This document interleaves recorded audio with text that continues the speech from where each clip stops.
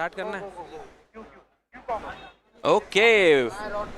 Welcome everyone to the big encounter with the two teams now. The Triveni Continental Kings and the Alpine SG Pipers are here on the board, and joining me is the one and only Grandmaster Irina Crush. Hello, Irina. Hi, Sagar. Thank you. It's exciting for me to work with you for the first time, and we're about to watch the beginning of Season 3. The two-time defending champions, Triveni Continental Kings, are facing off against the team that I played for in the inaugural season, the SG Alpine Pipers. Wow. So now you are actually... Do you have like them as a small favorite for yourself? From the board of directors, we have Chairman Mr. Pragg Shah, Chairman Mr. Piyush Dubey. Along with them, we also have accompanying Bharat Singh Chauhan, Tournament Director. The board has already started. It seems like the women's boards have some moves on them. Yeah, actually we have the three boards that... two boards have started already. We are getting the moves slowly and steadily. It looks like Alexandra Koschenyuk has already started her game. If we can go to table number 3 there, just zoom in and try to figure out what's happening. We'll slowly get the chessboard also here. It's Koschenyuk versus Nino Batsiashvili, while we have Ho Yifan, who is taking on Zhu Jinner. What a big encounter. World number 1 versus world number 2.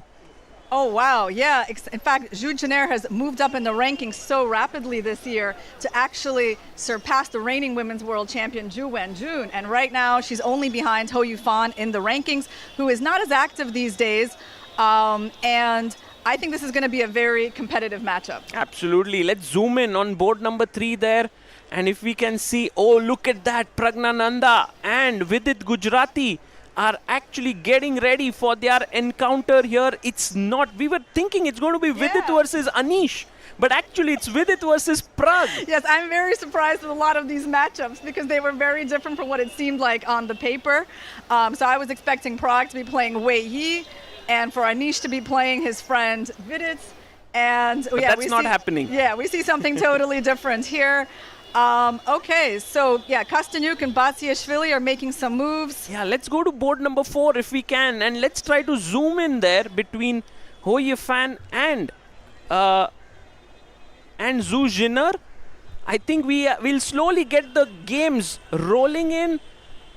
Yes, there we have some action here, guys. I think, Irina, it's the London system on the board, is it not? Is it that board that we see over there, Sagar? I think so. I think, look at that. Yes, with a knight on h5, and Ho Yifan has attacked the bishop on f4. Now the question is that bishop going to move away? And it did.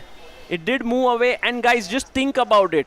The world number 2 and the world number 1 are facing off against each other here at the Global Chess League.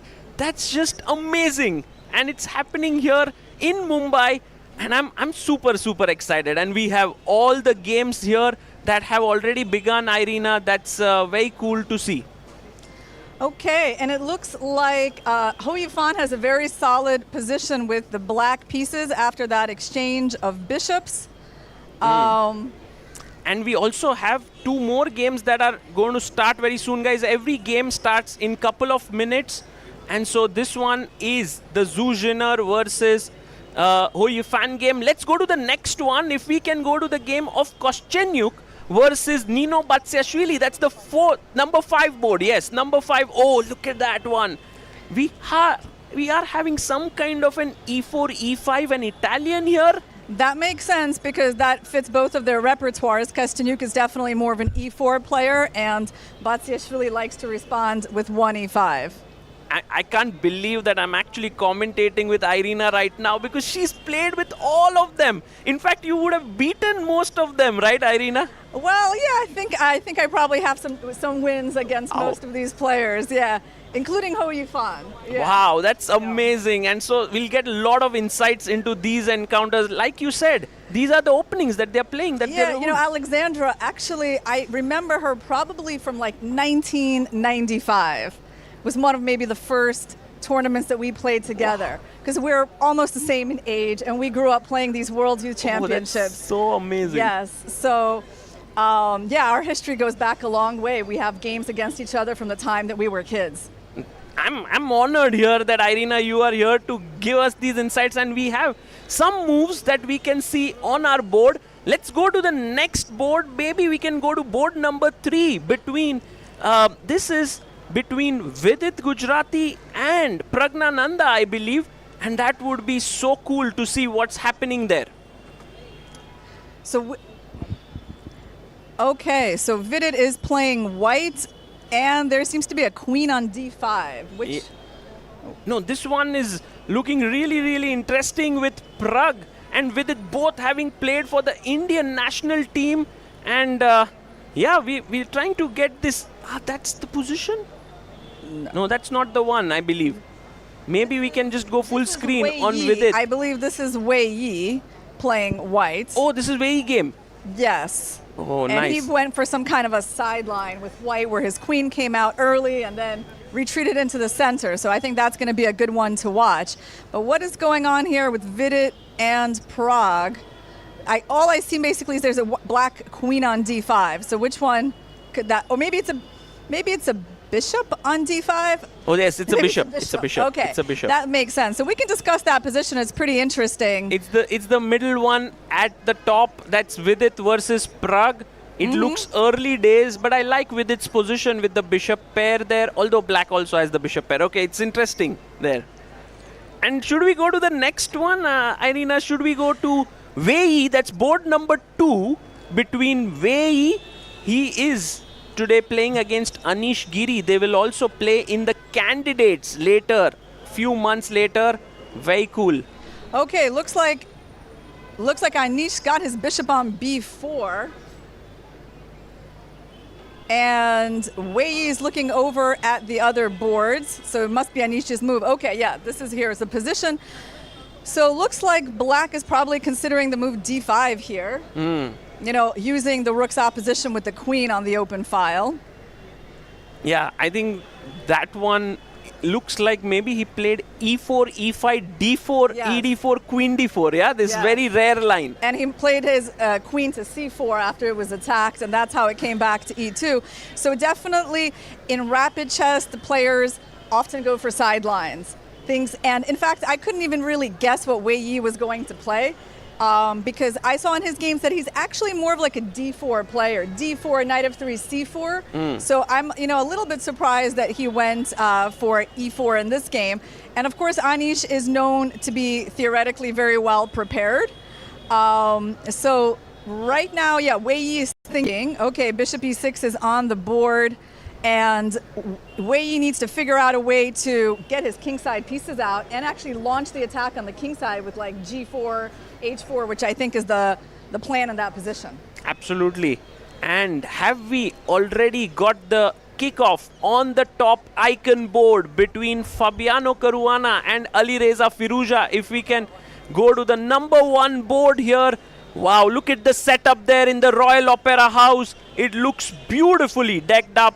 And as we go in here, what's happening in this encounter between Alireza Firouzja and Fabiano Caruana? Is it the Sicilian dragon that we are seeing? Well, we do see some H-pawns. Yes, it is a Sicilian dragon. So Caruana, yeah, he went for the Sicilian, which is one of the more aggressive openings in his repertoire. And I did think that E4 was pretty likely from Firouzja. It's the move that he, sticks to the most. So in this position, how does white get in the move g4? That's the question, because Fabi played h5 to thwart this move, and that's really white's main idea. So I feel like he might have to just castle queenside and go g4 at some point, and then h5 and just blast through on the king side. Yes, and there we are looking at the game of Wei Yi and Anish Giri and Fabiano Caruana on your screen. I don't remember the last time when Fabi played the Sicilian dragon, although Irina, you say it's part of his repertoire. Well, the Sicilian in general is part of his repertoire. He likes maybe e6 Sicilians more, right? And I would think of dragons as more of like a Nakamura opening. Right, so yes, it's a little bit surprising, but these players these days, they play everything, so not too shocking. Right, and if we actually kind of zoom in on this board, we will see that last move by Fabi was to push his h-pawn, stopping Alireza Firouzja for the attack, and he long castles. Ooh, look at the top board there on the top left. Alireza Firouzja going all out today. This will be a very exciting game, Irina. Absolutely. Oh, yeah. Fabiano playing a risky opening. We should remember that you get 4 points for a win. It's black. So it definitely makes sense to play more aggressively. And there we have a setup there where you can see the board. The knight jumped in, the rook came forward and took it. This is very typical play, but I'm very curious to see what the next move would be from the white side. Well, very good chance it could be something like King B1, typical prophylactic move, moving the king off the c file. So that move would not surprise me at all. In terms of what could be more aggressive, yeah, I mean, I don't know if white is ready to play the move G4 yet. Yeah, and by the way, guys, slowly on the board and steadily, we are getting things in order. Now the people here in the fan zone can hear us. Then we slowly get the board here, and then everything will be well set up. But there are also people who have gone in and are watching matches, and then at some point they can come and join us in the fan zone. I can also see a lot of people playing chess here. Guys, are you enjoying? Are you having a good time here? Playing chess? Yeah, we'll try to sort of improve this further, and I think as the days go by, I mean, by tomorrow it'll already be much better also. People following this live on stream, the chessboard will be properly aligned and everything will be well set up. Thank you for bearing with us. And meanwhile, going back to this game, I think the move Queen A5 is quite possible by Caruana. Like, at first I thought you couldn't do it because there is like the knight D5 tactic. But actually, at the end of that line, I think the knight on E7 might get a little bit trapped. So Queen A5 is definitely an option here for Fabi. Okay, so while Fabi is thinking for his move, should we quickly check with the 6th board, that is the junior board between Leon Mendonça and Marc Andrea Morizzi here. A very, very important clash there because junior boards usually make or break a team's fortune. You know, as I was studying these players, I learned a little bit about their accomplishments recently. So Morizzi, he got his first French championship this year by defeating Laurent Frestinet in a tie break. And Mendoca had one of the highest performances in history a couple of years ago. You probably know, Sagar, but I didn't. He scored 9 out of 9 in the split open, defeating 5 GMs along the way with a 31-96 performance. So, I mean, yeah, these players have some really outstanding results. Yeah, absolutely. They are like the future icon boards. Like, I must say, they will reach there maybe in a couple of years. Right now, at the junior board, maybe we can get to see what are the moves that they have played. Is it like a Queen's Gambit accepted kind of a setup, maybe? Okay, so here we have it on the board. It was probably actually an E4, E5 opening that led to this. And right now, Black is striking in the center with D5. White definitely doesn't want to capture that pawn or let their own pawn be captured. So it seems like you might want to take some space with the move E5, but then you're going to get another strike pretty soon with the move F6. But still, I feel like E5 is the first thing you think about, or you might want to think about attacking the knight with A3 and calculate how that goes, but then Black's going to take on E4, so I think that's the idea. Yeah, we will kind of see if White does push the pawn one step ahead or not. And right now, the rook comes in to the C file. Meanwhile, maybe a good idea to check what's happening between Ho Yifan and Zhu Jiner. That's our board number 4. If we can check what's going on there between Ho Yifan and Zhu Jiner, that would be superb. As of now, Irina, what are your feelings about this matchup? It's kind of even, yeah, on all boards. Yeah, definitely. Yeah, we haven't seen any position being like too unbalanced, right? I think I mean, definitely the Fabi game is the one that has the potential to really explode because that's just coming from a very exciting opening. Okay, here we have Kostyanyuk versus Batsiashvili on the board. And, oh, the board disappeared. So let's see. Let me see which one that was. I think this one. Yeah, okay. Kostyanyuk, Batsiashvili. So Kostyanyuk is white, and that's a really unbalanced position with the queens like on opposite sides of the board, and black is trying to attack on the king side.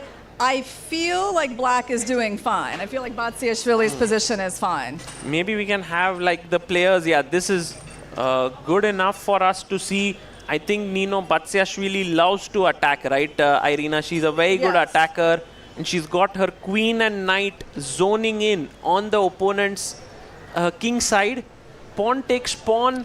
And in maybe if we can zoom in on the board, perhaps we can see it a little bit closer. Director Saab, if we can just go in there, could be nice. So Kostyanyuk is thinking about how to recapture. I guess there's a choice between a knight and a pawn recapture in the center.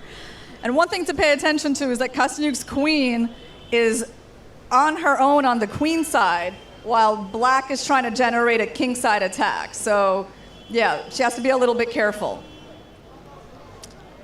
And okay. Then we have pawn takes pawn taken here, and yeah, just to figure out whether white will take back the pawn with the knight or with the pawn there. I think with the knight, because pawn takes doesn't look that safe. Yeah, okay, she took with a knight because she needed to keep the f-file closed, and black immediately returned towards the center with their knight, heading for the d5 outpost. Yeah, and basically now that we see the position, I feel pretty confident in that initial evaluation that black is doing fine.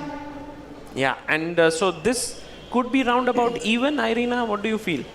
Yeah, I mean, I can see black maybe winning this game, but still I feel like it's equal. Mm-hmm. Yeah. Okay, so kind of even here in this one. Let's go to the game of Vidit Gujarati, who's playing against Pragnananda. This is board number 3 that we have 2 top Indian players playing here. Okay, I think I know which board that is because there's still a bishop on d5. Yes. Here are the players. This one is the board number 2 between Anish and Vei. If we can go to the third board between Vidit and Pragnananda. And there we have it. This has been played. Some exchanges taking place. Yeah. And by the way, we did speak about this, that Vidit today has his entire family who has come here because he lives in Mumbai now. So it's very nice. He's like the hometown boy here. I feel like it really benefits the players to have like the supports of their family, and we can see that like from even the event in Cape Town, right, where Levon Aronian was accompanied by his wife and daughter, and Magnus with his wife and son. Yes. And they did the best, right? So probably a good thing.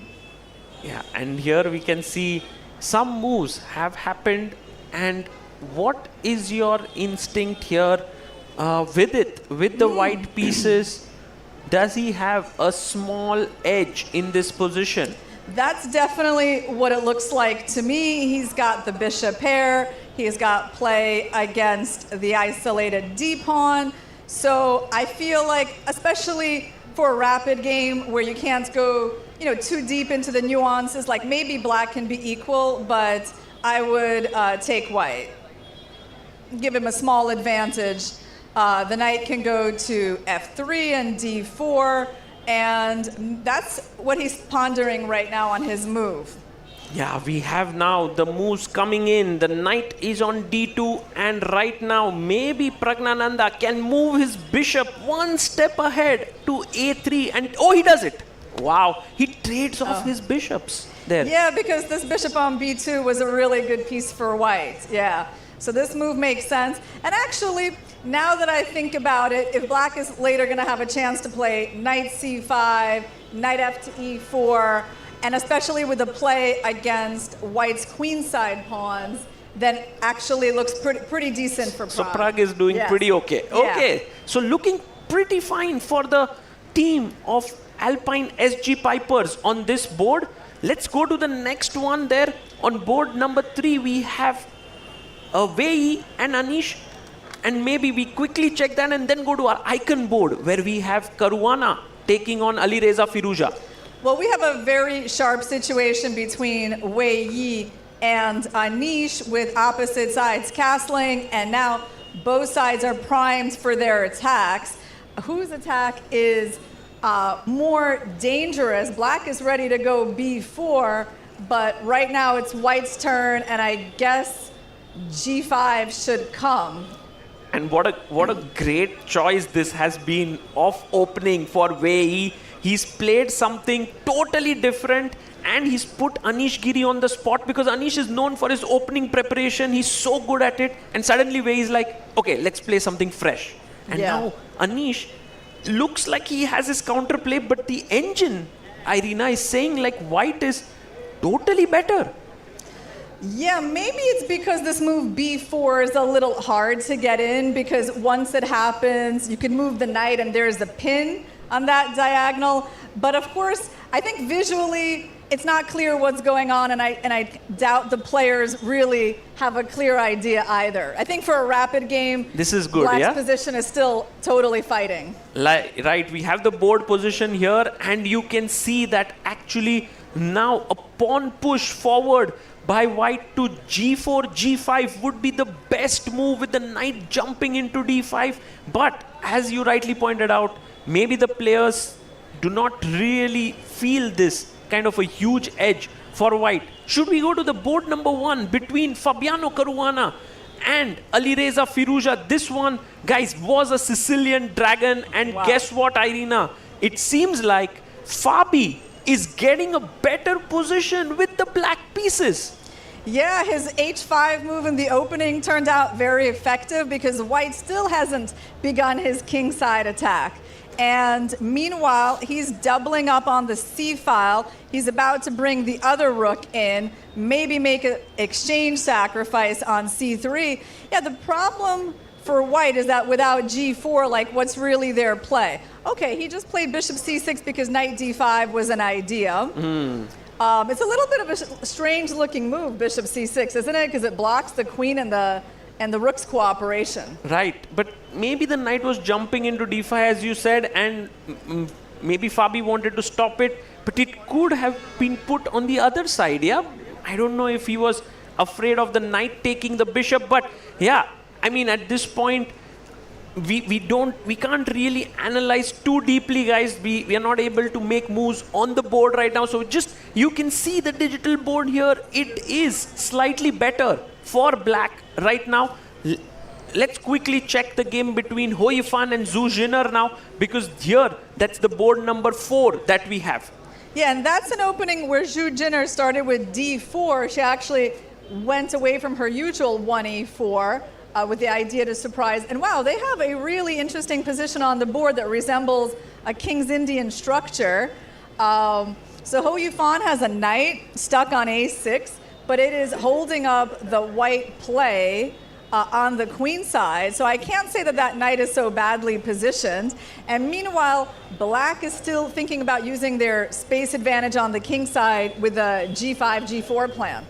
Right, and there we see the two players focusing in. It seems like White has all the space on the queen side. Black is trying to play on the king side. Another fighting position. Irina, if we have to do a roundup of these games and try to understand which side is doing better, should we do that? I feel like it's still too early to say, Sagar. Yeah, we need like maybe 5 more minutes until it becomes clear. Okay.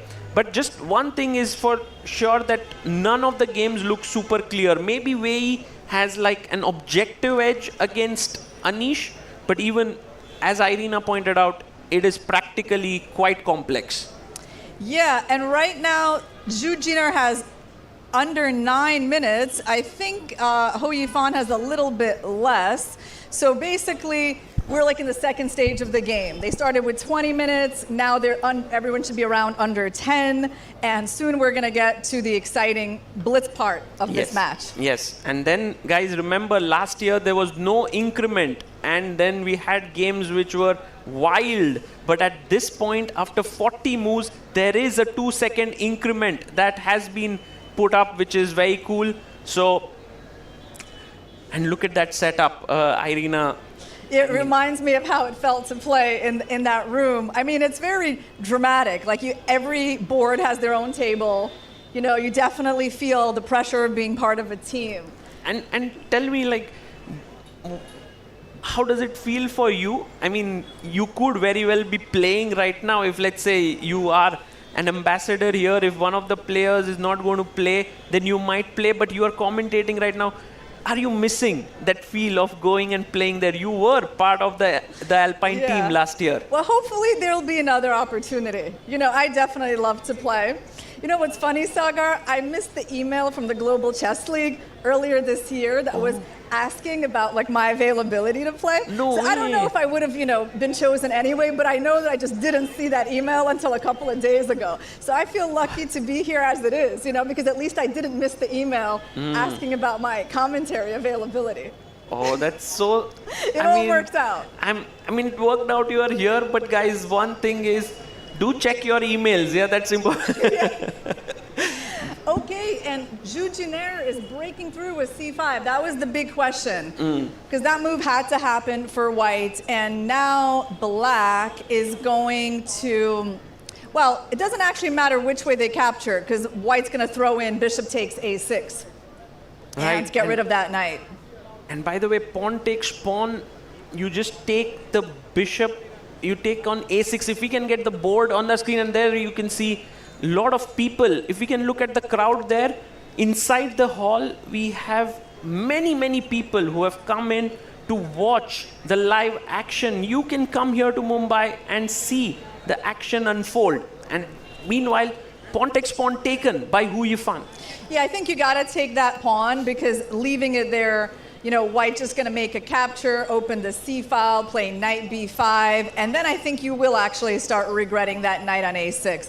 So she took the pawn. Okay, bishop takes a6, so at least black solved the problem of that knight, and white recaptured. And now black has a choice, because they don't have to capture the pawn again, and they probably shouldn't.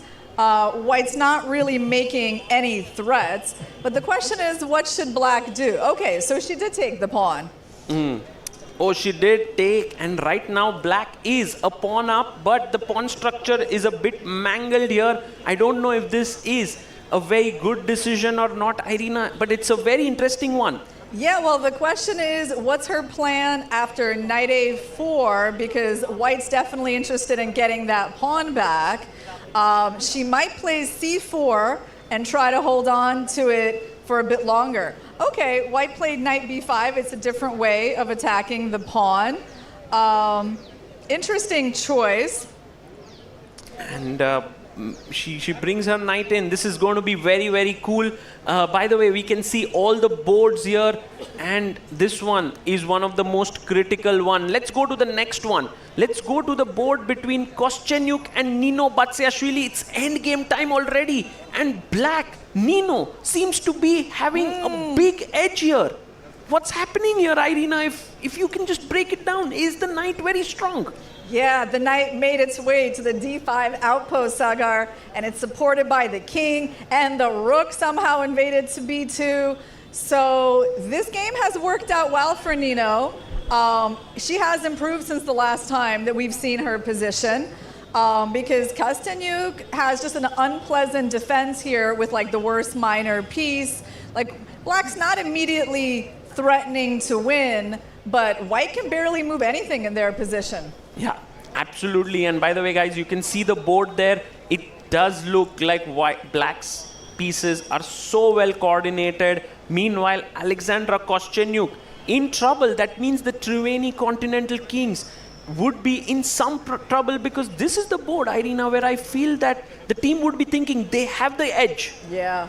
Well, for sure, Kastanjuk is more well known for her rapid and blitz skills than Nino.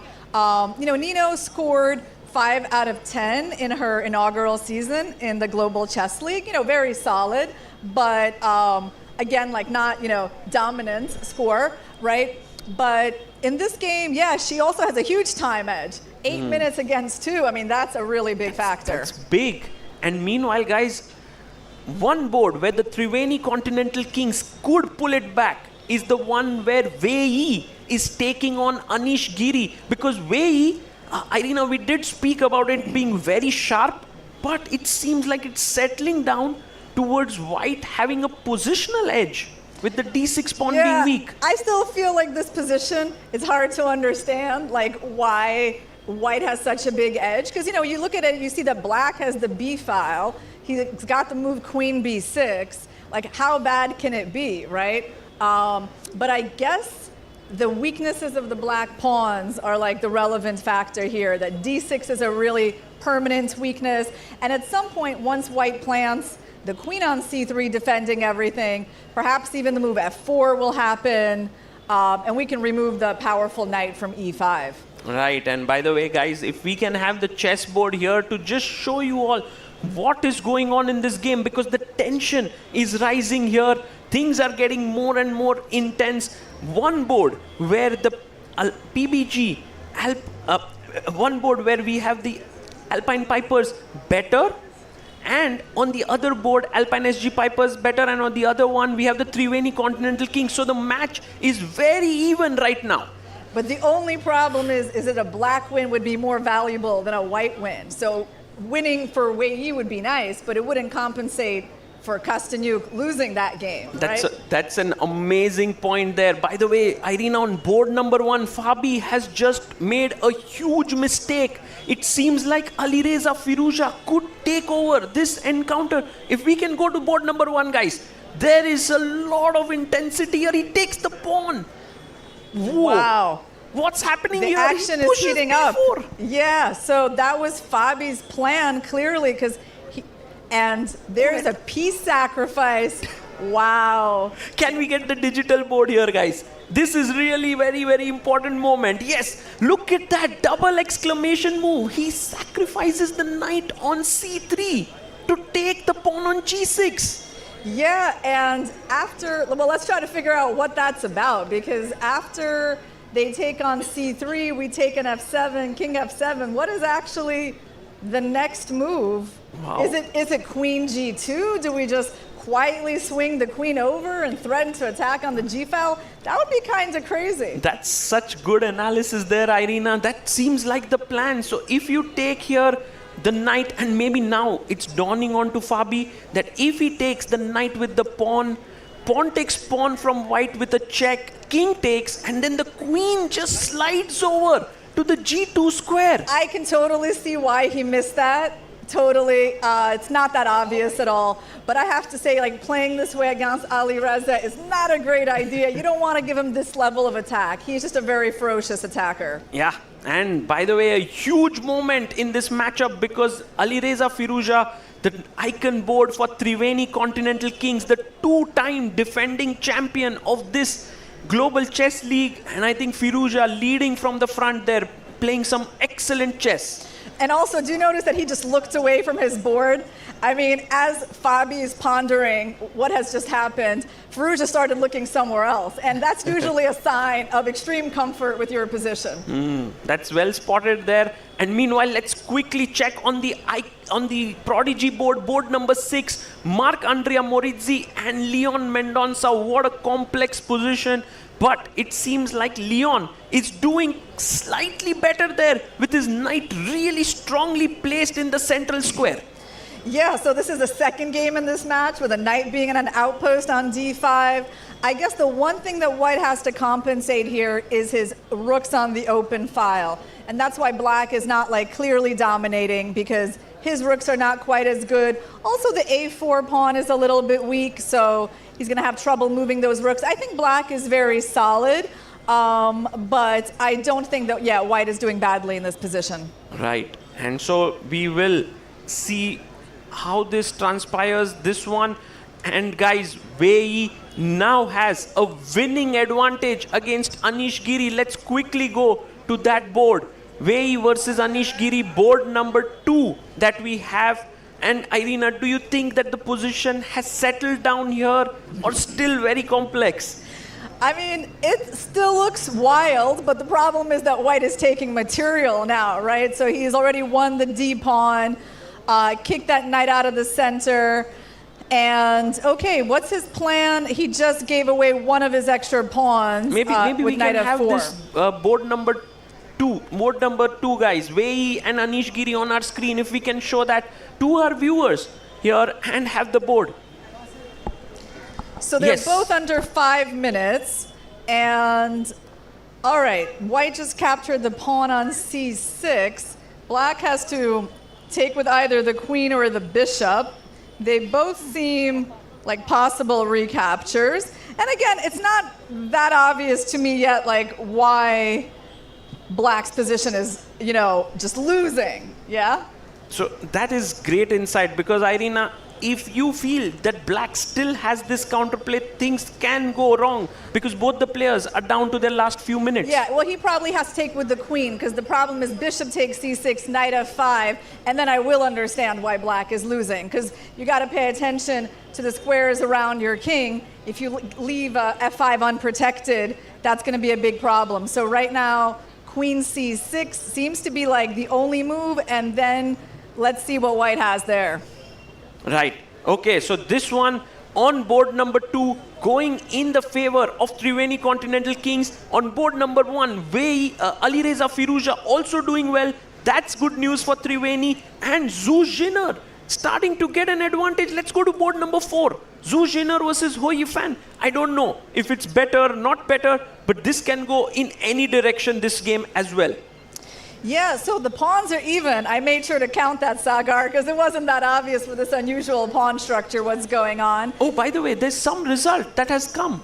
Okay, Nino has won. Nino beats. Big win for the SG Alpine Pipers. That is a 4 points for their team. The most valuable wins are with Black. And so I think Nino has delivered. That deserves a huge round of applause, guys. Nino Batsiashvili scores the first win of the Global Chess League. What an incredible moment. Yeah, the better knight just dominated the poor bishop. You know, the danger of giving away valuable squares to the opponent. Okay, let's get back to Ho Yifan and see if... So board number 4, if we can get them on our screen. Board number 4 between Ho Yifan and Zhu Jinner, and the board there, if Director Saab, you can get that for our viewers. We want to dive into this game. This looks so exciting. It's a very complex position for a position that just has 2 pairs of pieces on the board. Zhu Jinner under 2 minutes, and Ho Yifan, it looks like she has 30 seconds. Wow, she does not have a lot of time. And she just made a huge mistake, it seems. King G8. Okay, she's just losing the c4 pawn. That is very sad. That was an important pawn. And that looks like Zhu Jinner is going to have a great chance to win this game. Guys, now we know why the Triveni Continental Kings are so good. Zhu Jinner better. Oh, meanwhile, Alireza Firouzja has just... I don't know what's going on. Let's go to board 1, the icon board, guys. Quickly, Alireza Firouzja, Fabiano Caruana. Can we get the board? Look at this. Firouzja is going all out against the king of Caruana. And, you know, he has sacrificed 2 pieces to get here, Sagar. So that's just not the typical 1-piece sacrifice. That's 2 pieces, but the attack on the G file is fierce. And look at Firouzja, he's not even looking at the board. He's like, okay guys, please all of you take care. I'm already winning my game. This is done and dusted here. Yeah, no, this is a very sad turn of events for Fabi. I mean, okay, so right now he's threatened with losing his queen, rook g7, and on most other moves, like white can probably just get away with like rook takes f6 and then eventually breaking in with the other rook. Yeah, so meanwhile, while this is totally winning, I have a question for you, Irina. Which is the board where the Alpine SG Pipers can strike back? They have 1 win in the bag with Nino Batsiashvili. but the rest of the boards are not looking great. Let's see how Pragg is doing. Yeah, let's go to the Pragnananda game. Board 3, Vidit versus Pragnananda. And guys, here it seems a rook endgame, which is very, very drawish, it seems. Yeah. Okay, then we gotta hope for Mendoka. There's not that many more boards left for them to get points on. Right, let's go to the junior, the prodigy board there. On board number 6, Mark Andrea Morizzi versus Leon Mendonça. But even here, Irina, it seems like the Triveni team with the white pieces are holding their own. Yeah, he's not in any danger. I mean, his rooks are still active. He's trading off his bad bishop. And on the icon board, can we just go? Firouzja has just won the first board, and there you see him showing all the lines. Big win for the Triveni Continental Kings. Yeah. Brilliant game, and no? That was just a great game on the icon board. That was exciting, featuring this beautiful piece sacrifice turned into a 2-piece sacrifice, and then just a mating attack. So huge win here for the Triveni Continental Kings, as the score line now is 3-4. 4 points to the Alpine SG Pipers and 3 points for the Triveni Continental Kings. But we're expecting Triveni to get another 3 points in the matchup between Zhu Jiner and Ho Yifan. And yes, it's... Can we go there? On board number 4, between Ho Yifan and Zhu Jiner, guys, look at this. This one is in the queen endgame, and right now, Irina, Ho Yifan has just put a big threat of a perpetual. She wants to go back and forth. Yeah, interesting. So Zhu Jiner just repeated, obviously, the check is not getting her anything. And it's kind of strange that she just went for that. Actually, she gave up her e-pawn for the f-pawn because this is not really where you think white's winning chances lie. And yeah. Oh my God, this is a huge turnaround, because that means that Ho Yifan can make a draw here. Yeah, because this should be fairly easy to draw. It doesn't require too much. Even with just like the 2 seconds that Ho Yifan is getting. And if she saves this, that actually would be quite problematic for the Triveni Kings. Okay, so that means that Ho Yifan is going to be getting that point back for Alpine SG Pipers, although Zhu Jiner is still a pawn up and will try. But objectively, this looks fine. Let's go to board number 2, guys. Between Anish Kiri and Wei. This is looking really bad for Anish. Yeah, this is the passed pawn that seems like Wei is not going to give up. So yeah, black has a nice advantage on the king side, but that's not helping very much, as he can barely even support his rook. Yeah, that's it. Now it's time to resign. That check was devastating. Now the king's completely open. And really nice game by Wei. Maybe we can get the board there on our screen. That would be really cool to just show that this is utterly lost. You can see Anish already looking elsewhere. He's like, yeah, this is done. Maybe a resignation coming in very soon. You know, I can tell you how the team manager of the Triveni Continental Kings described Wei Yi. Actually, in an interview with you, Sagar, last year, he said he was hyper-professional, focused, and like a heat-seeking missile. I really like that description. And that's it. I mean, he came after the Black King like a heat-seeking missile.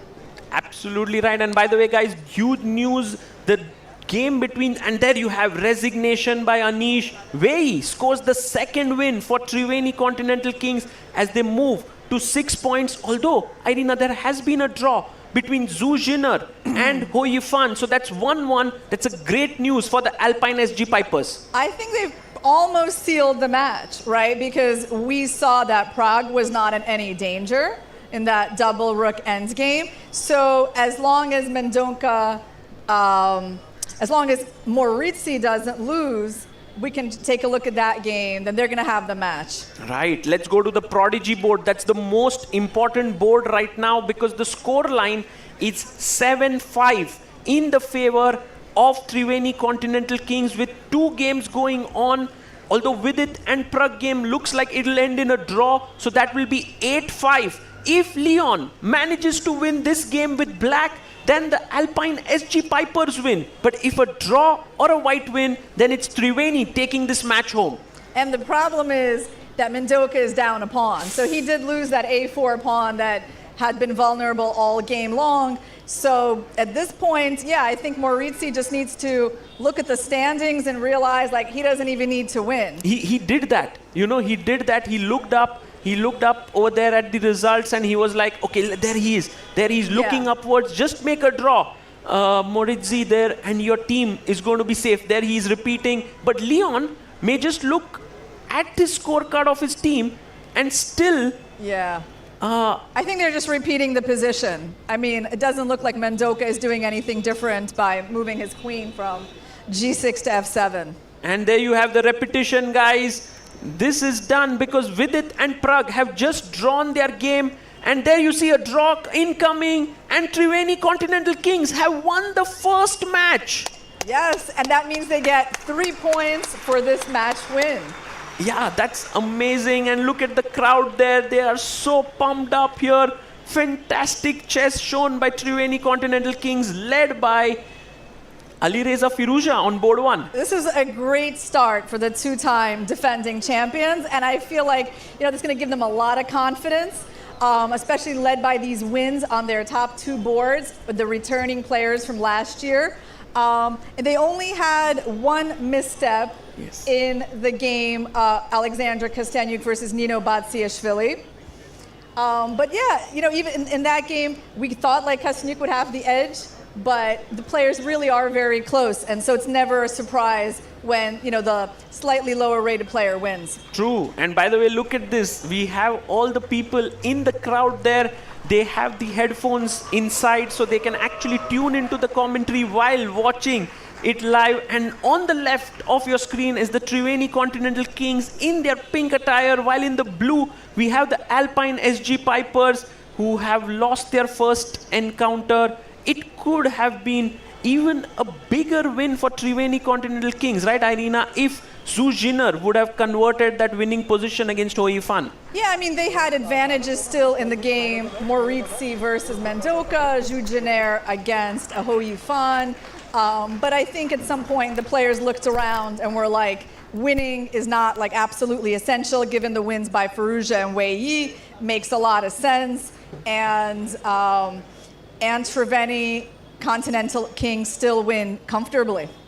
Absolutely. And Irina, it would be right to say that the man of the match should go to Alireza Firouzja, right? He played so well here. He played incredible chess. He sacrificed 2 pieces, and also Wei Yi did really well. But Alireza is the man of the match. It's time for us to take a short break, and we'll be back on the other side.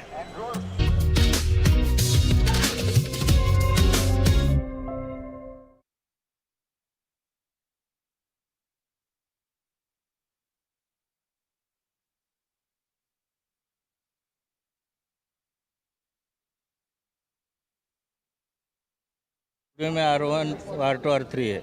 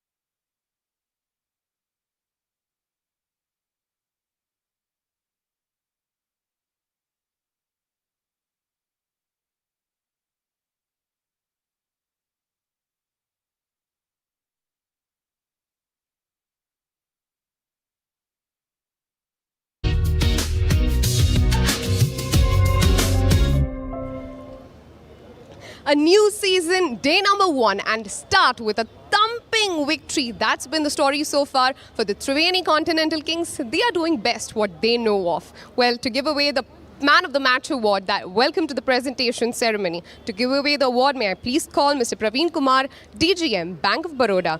And the Player of the Match award goes to Ali Reza Firouzja from Triveni Continental Kings.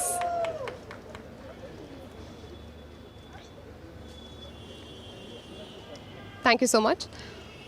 How are you feeling? Tell me that first. Yeah, I feel happy. Our team won. I think Wei also deserves this, so one of us had to get it.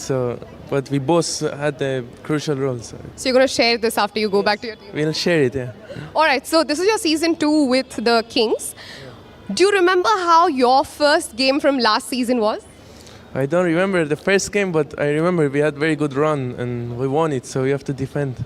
So how good is the fact that you're starting this season again with a victory? Is that going to pump up the entire team? Yeah, I think our opponent was one of the strongest teams. They have so many great players, so to get this win was very important. All right, thank you so much and congratulations for the season. Thank you.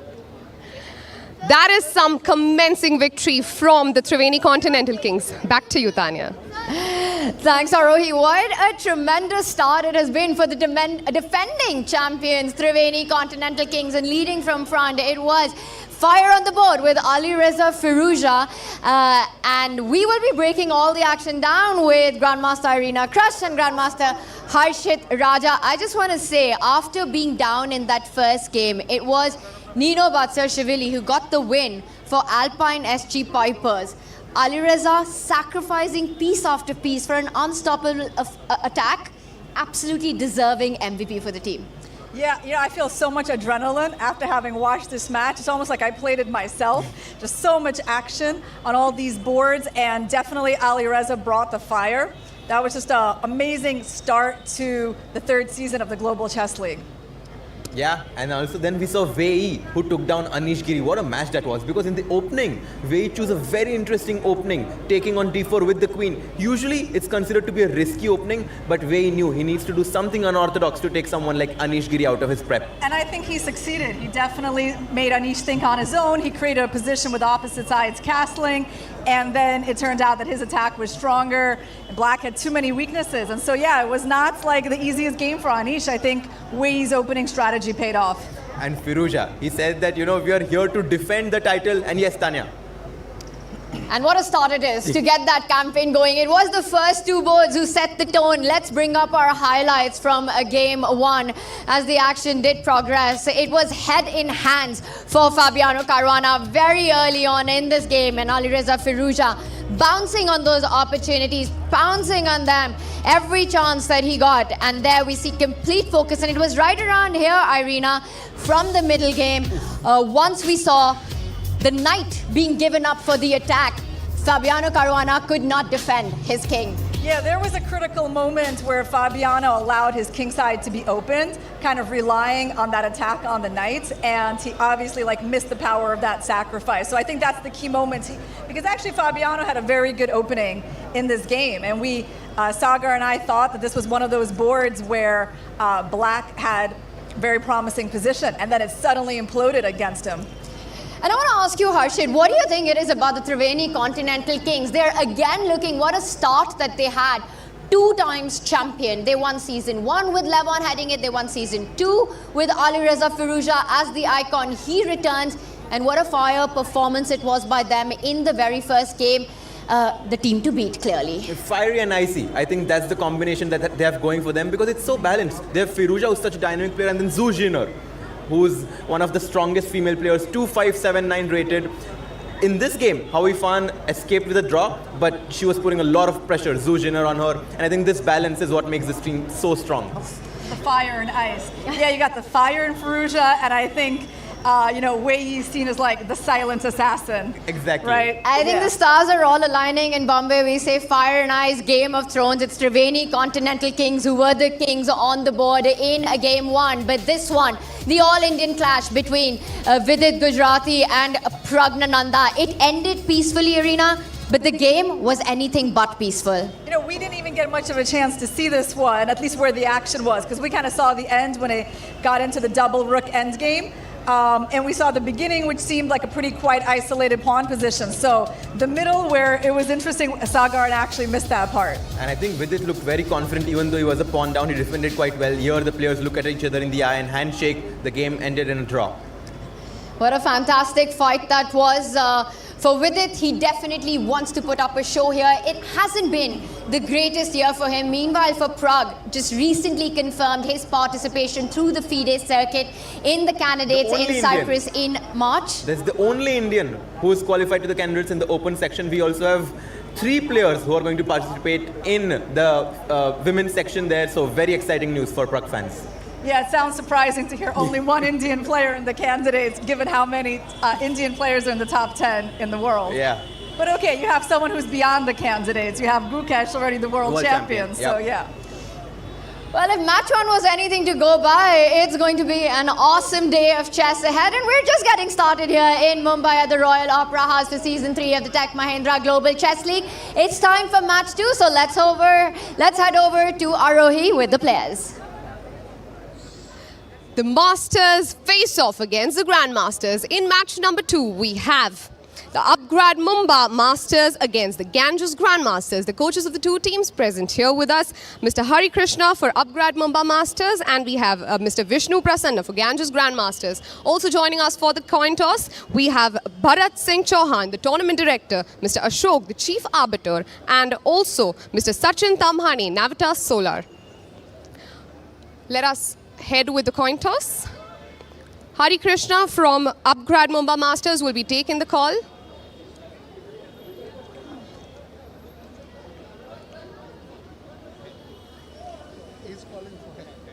Heads is the call. Heads it is. क्या नाम? Upgrade Mumbai master. Upgrade Mumbai master. Upgrade Mumbai. Upgrade Mumbai Masters wins the toss, decided to play black.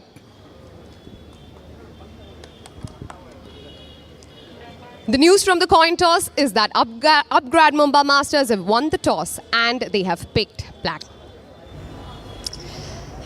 And it's awesome to see Grandmaster Hari Krishna there, you know, such an active player himself, and what a run he had as well at the recent World Cup, who is now part of the Upgrad Mumbai Masters, winning that toss, choosing to start with the black pieces for the Vishy Anand-led Ganges Grandmasters. We had Grandmaster Vishnu Prasanna on the stage for the toss there.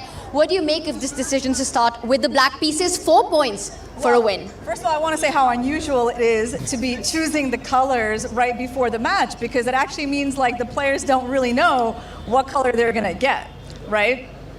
But do you think that they kind of come with this match strategy where they say that if we win the toss, let's in fact start with this, and could that be something in play? I think for sure, like, you have an idea of what you're going to choose if you actually win. Yes. And I think this idea of choosing black, of course it makes sense. Like, actually, when I played for the SG Alpine Pipers 2 years ago, we did really well with the black pieces. Like, we would somehow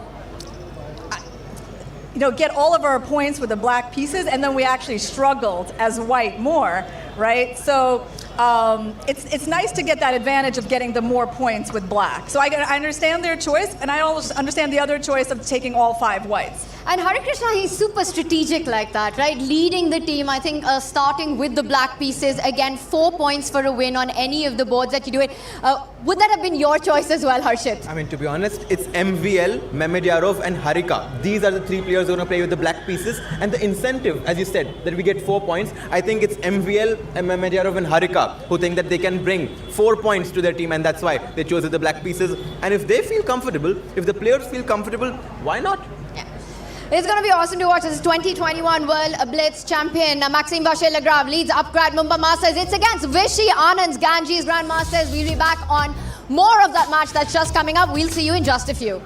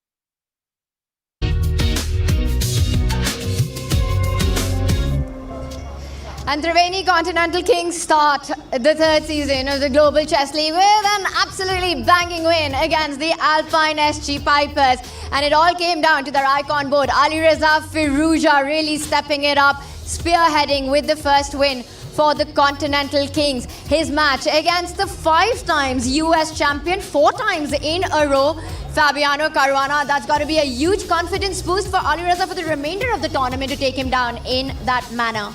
Absolutely, and now we got a match coming up, Ganges Grandmasters versus the Pragg Mumba Masters. So we're going to have fan favorite Vishy Anand, 5-time world champion. And these were the moments that we saw from the match of Firouzja versus Fabi. They castled on opposite sides, and here we see that moment. Pawn takes G6, and that definitely took Fabiano aback as he's questioning where he went wrong. And Firouzja is like, I'm just too good. And he was so relaxed. I think he was helping his team by looking away from the board and kind of sending a signal that he was very confident in his position. If there was one moment that defined that match, it was the one that you just saw. That move by Alireza Firouzja getting the win in. And that's what our next 2 teams will be looking for as they get on the playing arena for the second game. It is going to be the Pragg Masters taking on the Ganges Grandmasters. Let's remind everyone before we get to the action about the format of the Global Chess League. It's been innovative from the very start. We are in the group stage, if that's what you want to call it. It is a double round robin. Each team plays the other twice.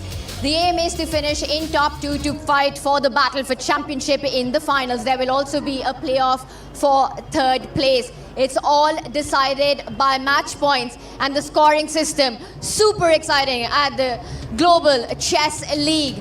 We will bring that up as we look further into how the games get decided. If you're playing black in our next game, that's going to be Hari Krishna's Pragg Mumba Masters, led by Maxime Vachier-Lagrave. You start with the black pieces. Every win, your team gets 4 points. If you win with the white pieces, which is going to be the Ganges Grandmasters in our next matchup, it's 3 points for a victory. Does that put pressure on the team with the white pieces? It definitely puts pressure on the team with the white pieces because they need to get at least 1 win, right? And that gives the black side more of a chance to take over, right? Because when white over pushes, that's when black can get a win. Then white needs to get 2 wins to compensate for that. And that's what leads to so many games being decisive in these matches. Yeah, I'm very curious to see what game theory these teams have chosen, because when you're playing with the white pieces, you might be incentivized to kind of be solid, because at some point black is going to be like, if I win, I'm going to get 4 points, which might make them to take more risks, and that's where white can try to get those 3 points. But on a practical level, you probably don't really see that, right? Like people being solid with white, because everyone kind of knows, like instinctively, when you're white, you try to push. I think more of a danger is like you over push, and that's how black gets those wins, and then you got to go all out to catch up. And this is what we actually love about this format as chess players ourselves, that there is this saying in chess, you know, you push for a win with white, you try to hold with black, but with none of that. With 4 points for the black pieces, you want to go all out in every single game, try to get those wins in. White has to be careful with the amount of risk that they want to take, not giving a chance to their opponent, but that's what this is. It's brutal here at Season 3 of the Global Chess League, and of course we'll be back with more action live from the Royal Opera House on the other side. You stay tuned with us.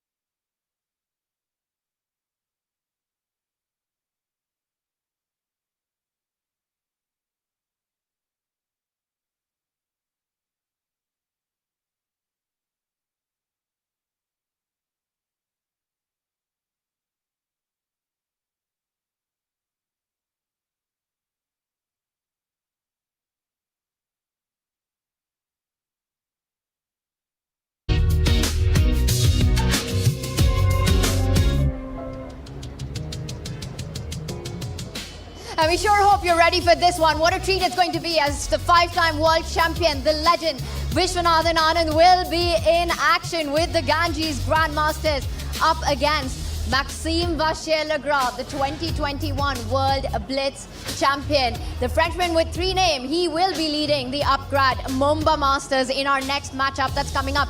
Let's bring up our lineup, the head-to-head matches. 6 boards will be played all across for the Ganges Grand Masters. They'll be starting with the white pieces. Every win on that left side of the lineup, they get 3 points. And for the upgrade Mumbai Masters, it will be 4 points for Maxime Vachier-Lagrave. Guys, let's break each of these matchups down. I'll start with you, Irina. Let's start with our Prodigy board, which goes on to play such an important role in these. It's 19-year-old Ronak Sadhwani taking on the 18-year-old Bardya Daneshwar. What is going to be the key aspect in this one? Well, both of these young players are rated over 2,600. So the difference between them is not so huge. I think Ronak is a bit more experienced. He's a year older, a bit higher rated. Playing with the white pieces, I expect probably a D4 opening. So I'm going to give him the slight edge in this match. I kind of agree with her. I think that Ronak should be a slight favorite in this match against Daneshwar Bhadia. But these players that we have not heard of so much, like Daneshwar Bhadia, are very motivated to do their best in this tournament. And 2 extremely aggressive players as well. So we can expect fireworks on the board. Let's move on to our superstar women board. It's going to be Polina Shivalova taking on Harika Dronavali. Harshit, let's start with you. What are your predictions on this board? It's experience versus the youth right now. And Harika, who has been at the top of chess for a very long time, takes on Polina Shivalova, who was a former world junior champion. And I do think that Polina Shivalova is going to be a small favorite in this match against Harika. I would say I slightly disagree. Love it. Slightly. I mean, yeah, I don't really see Harika as an underdog in this match. Actually, she's very consistent with her performances in rapid and blitz chess. And Shivalova, you know, she plays online a lot, just like thousands of games that you can find on chess.com. And definitely known for her skills in rapid chess. But I think when it comes to like the big tournaments, actually Harika has had more consistent results with like top 10 finishes, medal finishes in the world rapid and blitz championships. Yeah, she's definitely a big stage player, used to the spotlight. When I look at this matchup, I think it's going to be a very closely contested battle between Polina and Harika. Let's move on to our next superstar woman board. Solakidu will be playing against the India #1, Koneru Hampi, another one of our big hopes in the women's candidates. Yeah, so Stavroula making her entry into the Global Chess League, a young player from Greece in her early 20s, playing against the vastly more experienced Hampi Koneru. But Stavroula is climbing in the rankings. She's rated like 2479 currently, something like number 13 in the world. She's playing with the white pieces. I mean, I gotta give the edge to Hampi because of her experience. Hampi is the 2024 Women's World Rapid Champion. She's also the 2019 Women's World Rapid Champion.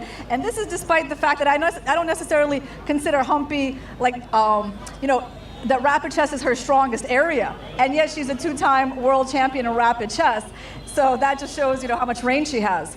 And especially given the format of the event, 20 minutes each of the players get, and there's only a 2-second bonus time from move 41. Moving up our ladder there, let's move on to our superstar men board, starting with the youngest ever World Cup winner, the then 19-year-old, the now 20-year-old Javukir Sindarov, taking on the shock attack Shakrar Mamedyarov, known for his tactical style. Whose chances are better in this one, Harshit? You know, I've seen Sindarov right from the youth ages of under 8 and under 10, and recently has impressed me so much by his performance at freestyle chess and the World Cup. He's the winner of World Cup. He has qualified into the candidates. He defeated Magnus like last week. I'm all Sindarov in this game. And that's a clash of generations, but it doesn't stop here. Take a look at our second board of the men's superstar. It's going to be the one player who's had maximum improvement in 2025. It's Vincent Keimer, who's climbed up the world rankings to world #4, taking on the ever so solid Wesley So. To me, Irina, this feels like 2 players with very similar styles. While it's a clash of generations, stylistically quite matched. Yeah, it's a clash of generations. They're only around 10 years apart, Tanya, so it's not huge. But yes, Vincent is only 20 years old. It wasn't that long ago that Wesley was like entering the elite scene at a young age. But now he's, considered more of a veteran player at just 31 years old. They're both very solid. Wesley so with the black pieces. I can't really consider him an underdog either. I'm gonna say this game is gonna be a draw. Ooh, I kind of agree with you there, Irina. Their styles match so much. I somehow have a feeling that the experience of strategic play of Wesley So is going to prevail in this matchup with the black pieces. I have a feeling that Vincent will try to overpush, and somehow I get this feeling that Wesley might bring them the 4. No, he's playing with black. Black, so he might get 4 points. Wow. It's definitely possible. I don't consider Wesley an underdog because he's just a very good rapid player. He is, and that's been one of the weaknesses that we have been discussing. Something that Vincent perhaps needs to work on has been his speed chess format. When the clock is ticking low, those mistakes do seem to happen. Vincent Kaima otherwise so in control, the one who's pushing, but then perhaps the clock could be a very decisive factor in this. Yeah, I mean, it's going to be close. I probably have a feeling that Wesley So is not going to lose. It might be a draw or Wesley takes. Somehow I just feel that Wesley is super solid and very good at this format. And then, finally, we move to the icon board. At the match, I mean, there are very few players that I've seen who were superstars when I was growing up and are still superstars. Vishy is ageless, timeless, it defies time. He's taking on MVL, who's one of the best speed chess players in the world. And I'm going to go with Vishy in this match. They actually have 1 win apiece in their Global Chess League matchups in the last couple of years. Last time, Vishy opens with E4. It was a Sicilian, and I think this might be another Sicilian as well. I'm going to go with Vishy in this one. So you'd support here? Well, it's going to be a lot of fun. I know the fans are super excited about this one. In just a few moments from now, we will have all the superstars, 12 of them, walking in the arena to get the action started. Final predictions. Do the Ganges Grandmasters take it, or will it be the Upgrad Mumbai Masters? Let's start with you, Irina. I mean, it looks like we split things down the line in terms of like who we thought had the advantage on the boards. Yeah, very but tough. To that point, if you do split that, let's not forget it's 4 points for a win for the players playing with the black pieces. Yes. Yeah. So the match cannot end in a draw, even if you have 3 wins on one side. I'm going to say actually that whoever wins on the Prodigy board between Ronak and Daneshwar is going to win this match. And maybe that's exactly what Hari Krishna thought when he chose to start with the black pieces. That you know what? This is a closely contested battle with 2 absolutely stacked teams. So starting with the side that gets 4 points for a win, maybe that's a decision that will play off, and we will get to the action in just a few. You stay with us.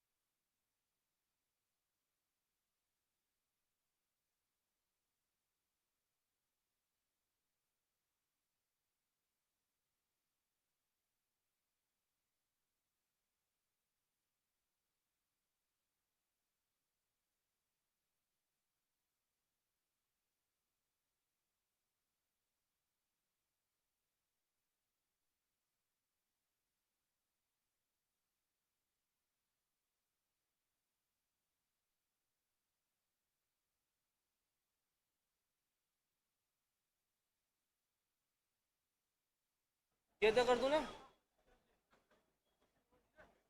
हाँ बैठो यहाँ.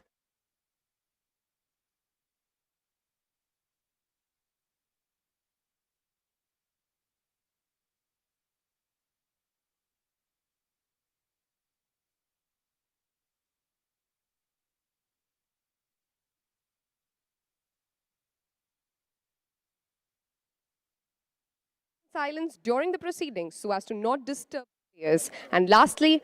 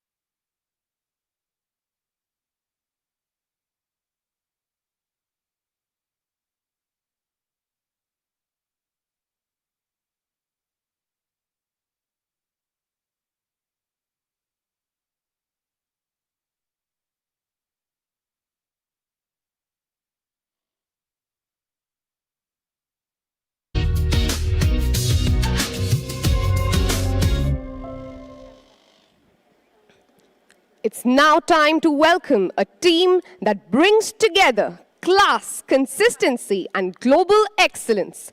Ladies and gentlemen, please welcome the Ganges Grandmasters! With their icon player, Vishwanathan Anand, 5 times world champion. Vincent Kaimer, Javokir Sindarov, Stavrula Solakidu, Polina Shuvalova, and the young prodigy, Ronak Sadhwani. Accompanying them is their coach, Mr. Vishnu Prasanna.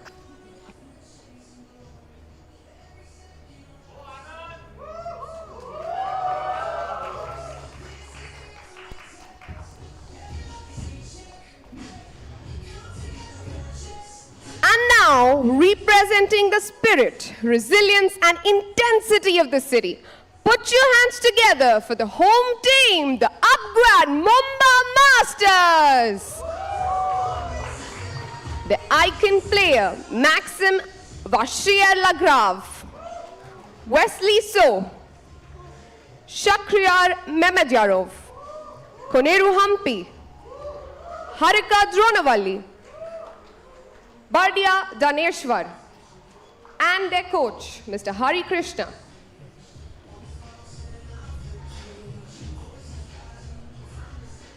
And for the first moves, may I now please call upon Mr. Sachin Tamhane from Navitas Solar, along with Mr. Bharat Singh Chauhan, the tournament director.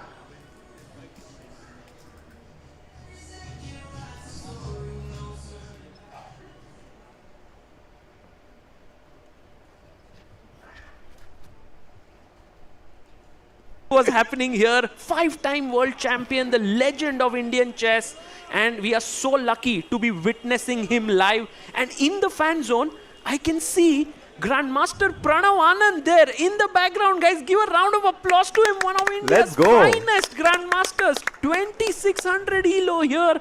He's playing with all of the players here. It's so nice to have him here. I think he's one of the reserve players. So if he gets a chance, we might see him playing inside the playing hall there. Also, Buddy Pranav is also here in the reserve boards. If he gets a chance, we'll also play. By the way, Harshit Bhai, we have kickoff on 2 boards. Hampi and Harika are taking on Polina Shuvalova and Stavrula Solakidu. Can we go to first Hampi's board, board number 4, Hampi versus Polina Shuvalova. Let's zoom in on that board and see what's happening here.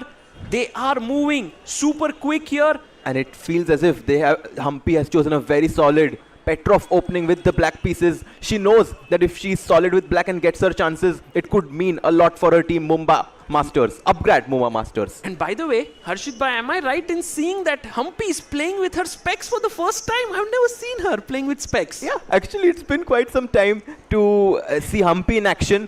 After she played in the Women's World Cup, there she did not have her glasses on, but here it feels like she's trying to get in the zone. You know, it's her first game after a long time. The players do need some time to get in the zone, but I think Hampi with her experience is going to get in that flow state very, very quickly here. She goes for rook to e8. Yes, can we have the board here just to show our viewers that this is a very, very symmetrical position. Looks like Hampi is like, with the black pieces, I want to not take chances. I want to play simple chess. And then if Polina pushes me, I'll get my chance. And by the way, he also had 2 other superstar boards that had kickoff. One between Sindarov and Shakhriyar Mehmedyarov, and the other one between the German prodigy world number 4 Vincent Kaimer is playing against Wesley So. Oof, what an encounter there. Should we go to Vincent versus Wesley? This is board number 2. Vincent Kaimer taking on Wesley So. If we can zoom in on them, they are on the right of the screen there.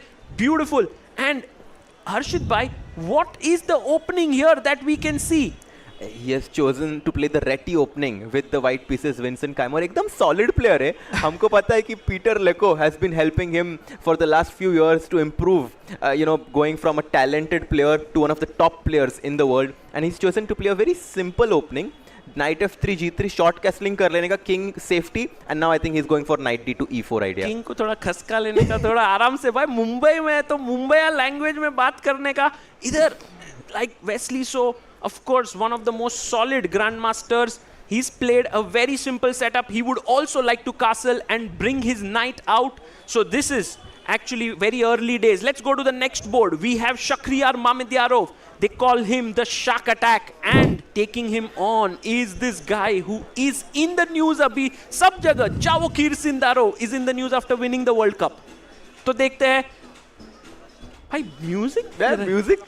Let's go to board number 3 between Shakhriyar Mamedyarov and Javokir Sindarov. Let's zoom in there and see what's happening on this board. Oof.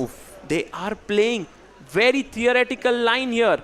And if we can have the board, it started off as the Italian game, and we now have this position. Ek board ho jaye. And bhai, even though this is rapid chess, the players have to make sure that they utilize their time well. Because after 40 moves, they do get an additional time of 2 seconds. So you don't want to rush with your opening moves and then get into a worse position. But look at Sindarov. It seems as if he's very comfortable with his position as he's checking on his teammates. Very important to do that. Yes. This is a team format.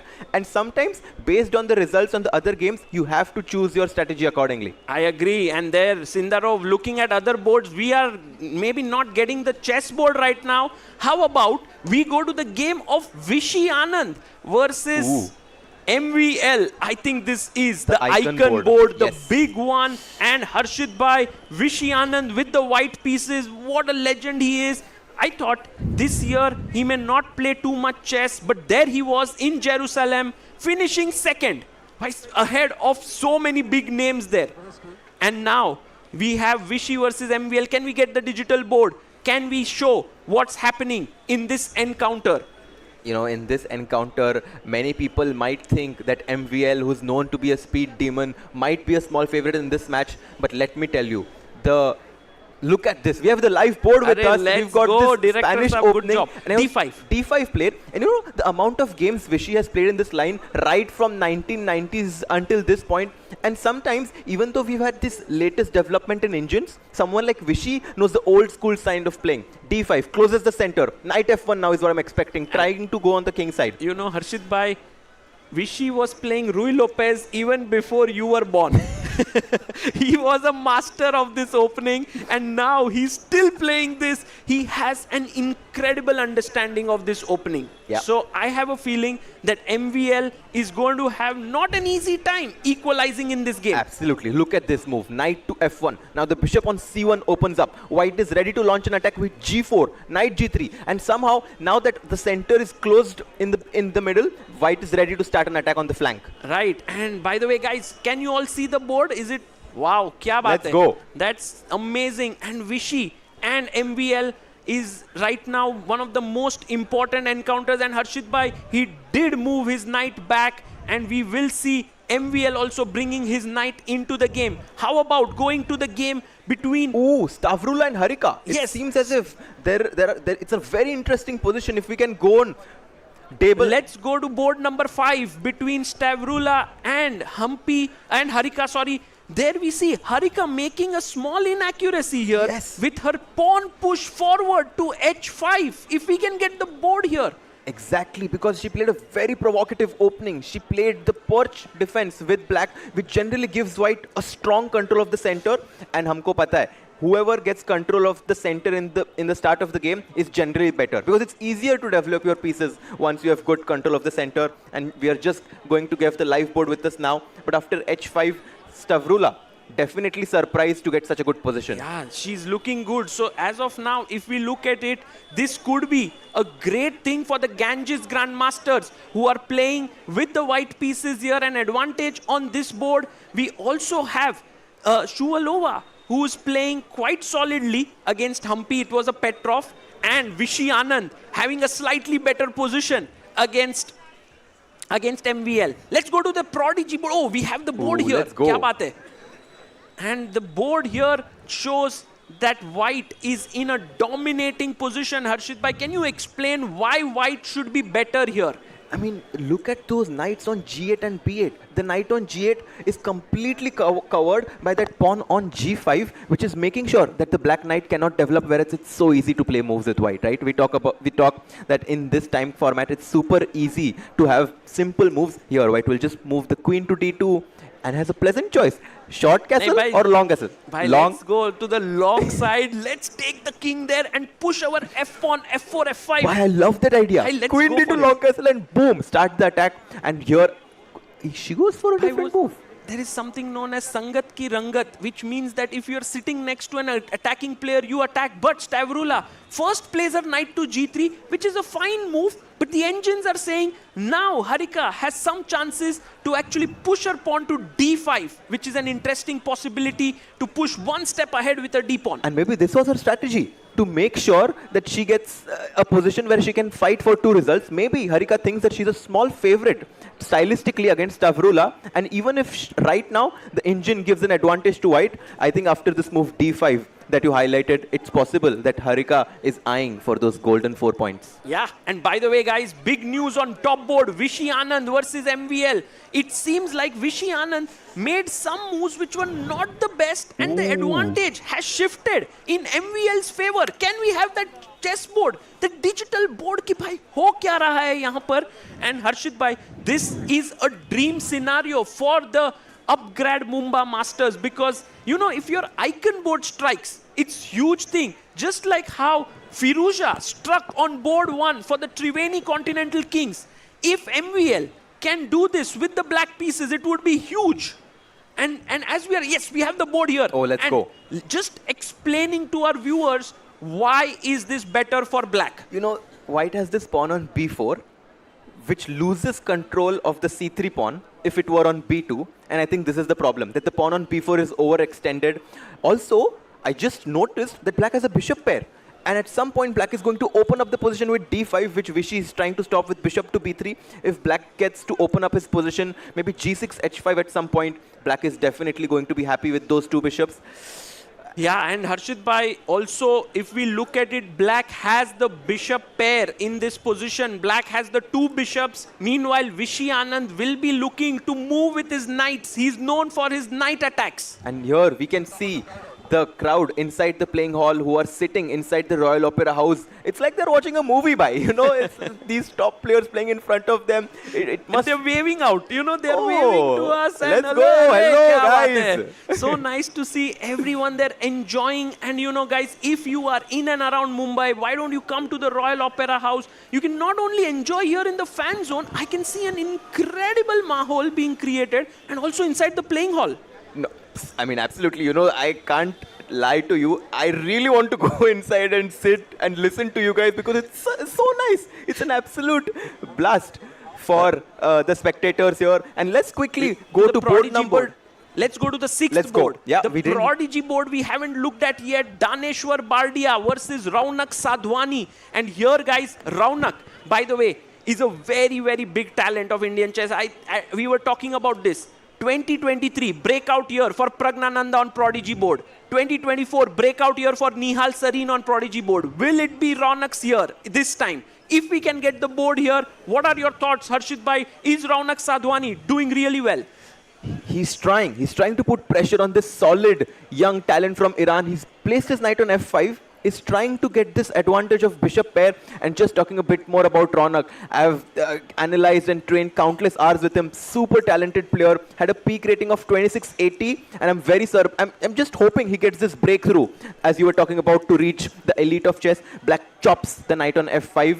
He takes it. Oh, he takes Not the yet. knight with his bishop there. It has happened Yes, it has on happened. the board. Uh-huh. And then pawn takes. And this is the live board position, guys. A very sharp and interesting game. Let's go to the game between Vincent Keimer and Wesley. Board number So 2. on board number 2, this is a very, very important clash. There you can see Vincent Keimer completely zoned in. Wesley So also looking very, very calm.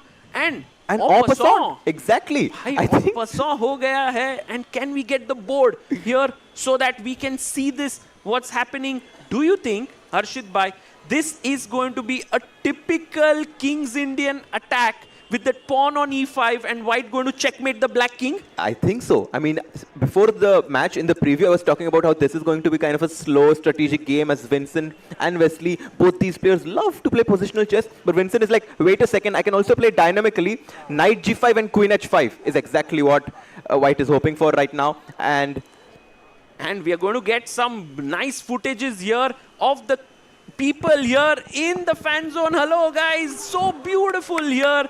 And people are so thrilled to be here. Are you enjoying, guys? Make some noise if you're having a good time. So nice. So nice. And that is the mood here. And let's have a look at the crowd inside the stadium. They cannot make noise, guys. Don't make noise. भाई आवाज मत करना. हाँ, just आराम से भाई शांति से wave कर सकते हैं यहाँ पे. Inside the playing hall, they are not allowed to make any noise, but they can hear the commentary. This is a big innovation that has been brought in, and I love how the crowd is just playing together here to have a good time, not making any noises inside. No, for sure. I think this is a great opportunity. It's like keeping your phones on silent as soon as you enter the movie theater. Bishop to a6 was the last move played by Wesley So, and he has pinned this d3 pawn to the queen on e2. भाई एक बात बोलूं क्या? हाँ भाई. मुझे लग रहा है कि mate होगा. विंसेंट काइमर मेट करने वाला है वेस्ली सो को. ये पोजीशन इतना डेंजरस है. He's going to go on the attack. H pawn will move forward, create weakness and checkmate.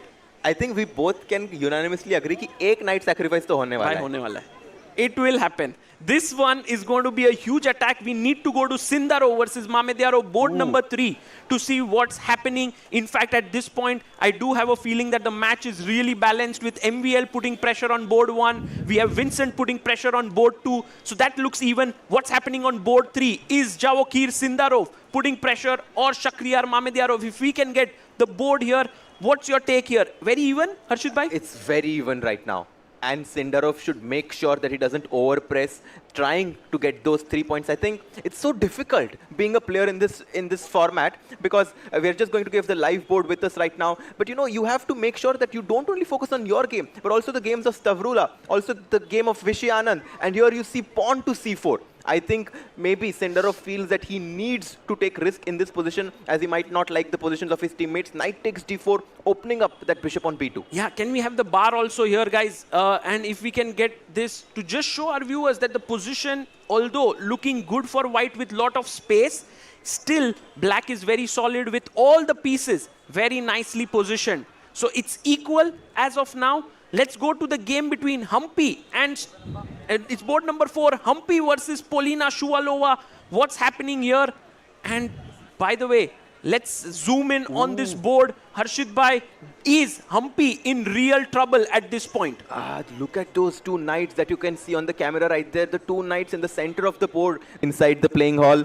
Do you want to quickly take a look at the icon board between Vishy Anand and Maxime Vacher-Lagrave, as Maxime has played some fantastic sequence of moves? Yeah, let's go. I think Maxime Vacher-Lagrave looking so confident here, so calm. I know that Upgrade Mumbai Masters really love him. He has been representing that team for 3 years. But so is Vishy Anand for the Ganges Grand Masters. He's been there right from the beginning. Let's have the digital board here to just see what's happening. Harshit bhai, is MVL taking over? He has just sacrificed a pawn. Well, he is going to recapture it, but recapture it back with a lot of compensation as he has taken the pawn on d5 Anand and rook to d8 by Maxime. It feels like c6 ka bishop mar raha hai, but don't even think of taking that poison bishop on the c6. queen. Exactly.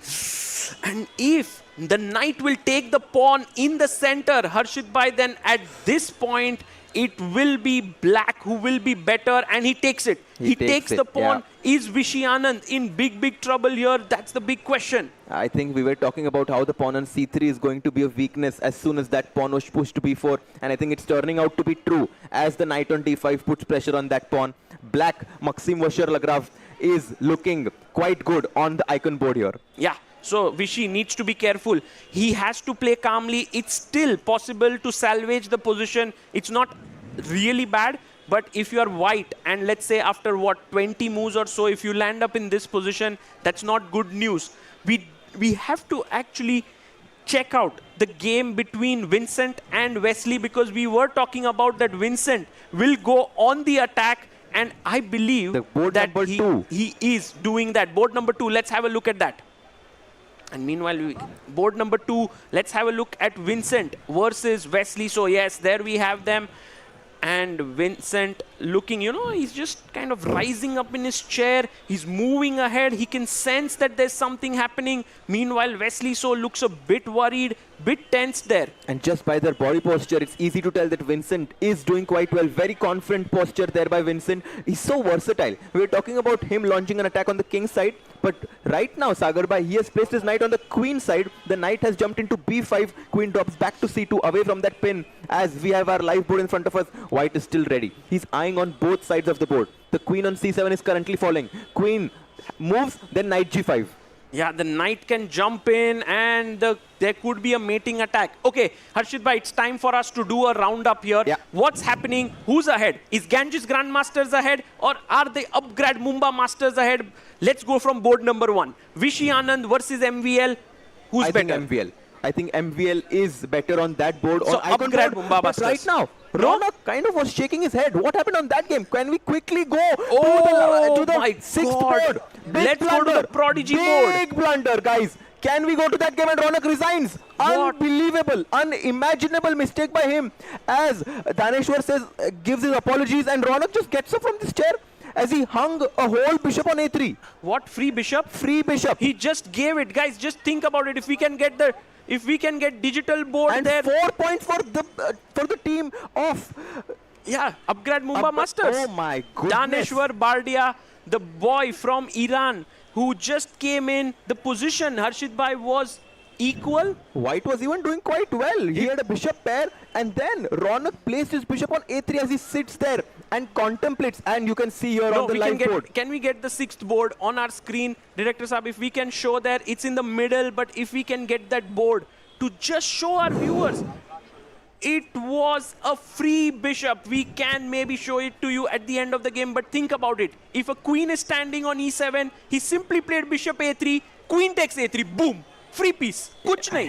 ऐसे कैसे हो गया? What happened? Pressure. And this means that the Upgrade Mumba Masters is suddenly a huge favorite in this match. As on board number 1, the icon board, Maxim Vasher doing well with the black pieces. On the Prodigy board, they've already gotten 4 points. Oh my God. But quickly going to board number 4. We are getting a lot of action. Mistake by Humpy, as Polina Shovalova has a tactic. So Polina Shuvalova is a big hope for the Ganges Grandmasters, because if Polina manages to get 1 point back, it would be very, very good for the Ganges Grandmasters. Right now, the match is not looking great for them, but if Polina does well, Vincent does well, Javokir does well, and Stavrula does well, Ganges can pull this off. They can, and Polina needs to realize this moment, this opportunity in front of her right now is there. Can we get the board? Can we get the board here to just show this big moment? What's happening, Harshit bhai? Is there some tactic that you can see? There is a tactic. Oh my She can God! We should get the board. And we should see this tactic where there is a big moment, because the pawn has been pushed forward, kicking the knight in the center. There we have the board. The knight is attacked there. And what is the move? The tactic is knight captures the pawn on c6. Okay. And listen me out here. Yes, If pawn you takes back pawn the takes knight. c6, I capture your rook on e8. Okay. And then somehow I have this move knight e6. Not easy to see. I'm not saying this is easy to see, but Bhai, it exists. Harshit bhai, my feeling is, can we take the pawn on b7 with our knight instead of c6? What? And then rook takes, and then knight c6. No, maybe not. Maybe not. What's happening? Is somehow we need to utilize our bishop on b3, controlling this knight on d5, which protects this. So you chop the pawn on c6, and somehow after knight Did e6, he did it? No, She she did didn't. Did she take? No, she came back. She came back. She missed it. And Humpy is back in the game, guys. If Harshit bhai could not figure out the complexities with the analysis, with the bar, it means it was a tough move. It was tough. And so Polina Shuvalova missing it is quite understandable. Let's go, and Humpy takes on g3 here. She takes the bishop, and black is back, which is great news for the Upgrade Mumba Masters, because, you know, this could have really given Ganges Grandmasters their 1 game, 1 point back. If Polina Shuvalova does not win this game, Yeah. this match is over. Oh Upgrade my. Mumba Master That's wins. too big a For sure. statement. No, for sure. Because they're already leading 4-0. Yes. Polina, even if she wins, she only gets 3 points. Correct. Because she's playing with white. MVL already better with black. Oh, let's go to the icon board. MVL Oh, man, winning completely against winning. Vishy Anand. What's Things- happening there? And look at MVL. He's like भाई आज तो मैं जीतूंगा यहाँ पर. Mumbai Masters, of course, Mumbai is their hometown. They will be feeling that energy, yeah, from the entire crowd. Getting from bad to worse for the Ganges Grandmasters here as MVL sacrificed an exchange. We are just going to get the live board with us right now as Maxim is breaking through on Vishy's king. Yes, and by the way, let's get the digital board here because Harshit bhai, it feels like Black's pieces are just coordinating so well. It's so beautiful to see the Black pieces doing excellently in this position. I mean, guys, And MVL. Look at his intensity. Look at the intensity with which he's calculating. This means a lot. Everyone in this team wants to make sure that the upgrade Mumbai Masters win it at their hometown here. And Yes. MVL. And by the way, guys, over here, I'm pretty sure in the fan zone, there are a lot of Vishy Anand fans. They are like, Arey, bhai, Vishy Anand, you know, we want you to win. The evergreen maestro, 56 years old, he just celebrated his birthday on the 11th of December. But this tournament is going to be super difficult for him. Has MVL And- sacks a knight? No, he takes the G2 he pawn. takes the G2 pawn. Can we have the digital board? And there we have it. The bishop on c6 protects that knight on g2. And the white king is in shambles right now as knight h4 to f3 check is going to lead to a deadly attack on white. But for that G2 pawn that he has lost, Harshit bhai, white is an exchange up. Vishy does have a rook for the knight. So that means that if he can somehow weather the storm, he would be better. But the storm is too strong. Yeah, somehow I want to get rid of that bishop on c6, which is such a deadly bishop. You want to get rid of the bishop on c6, guys, but some things in life cannot be gotten rid of. And I think you all have that something in your life. It doesn't look really good here for Vishy Anand. Let's go to the next board. Harshit bhai, here there are many interesting games that are going on. Which one should we go to? I think my guess is, should we go We to have to go to Harika? Harika's game. Board number 5 as Harika, the game we were talking about where she played this provocative opening, has suddenly gotten a huge advantage as white overpushed. Her Bhai. strategy has worked perfectly as white pushed his pawn to f6. Can we get the digital board just to show you guys? Sometimes you will overpress in the position and then everything gets shut down and then the counterplay begins. By the more games we are looking in this match, it feels as if we are looking at potentially a clean sweep by upgrade Mumbai Masters. No, by the way, on board 2 and 3, Harshit bhai, we must be like Vincent Keimer and Javokir Sindarov for Ganges Grandmasters can strike back. So it is not a given yet that the match is over, but here we can see, by the way, this is the Humpy game. Yes. If we can have Harika versus Board number Stavrula, 5. this is board number 5. This is Humpy. By the way, Humpy Humpy is is also slightly worse. Humpy is worse. Which means that Ganges are better on 3 boards. It's Oh, a very man. open match right now. So कुछ भी हो सकता कुछ है. भी हो सकता है. So if on the Prodigy board and the Icon board, the black players win, they get 8 points. But if 3 players from Ganges win with white, they get 9 and then they win the match. Yes, I agree. So कुछ भी हो सकता है. At this point, I think every single game matters and has its weight in gold. This is not the board. Can we get full screen on Humpy and Stavrula? So then, Harika and Stavrula, and then we can get the digital board on board number 5. And there you can see Harika takes. Pawn Pop on, takes. best move in the position, and her advantage is growing with every single move that she plays. On the other hand, Let's go to board number 3. It's Sindarov versus Mamedyarov. Let's come back to this one later.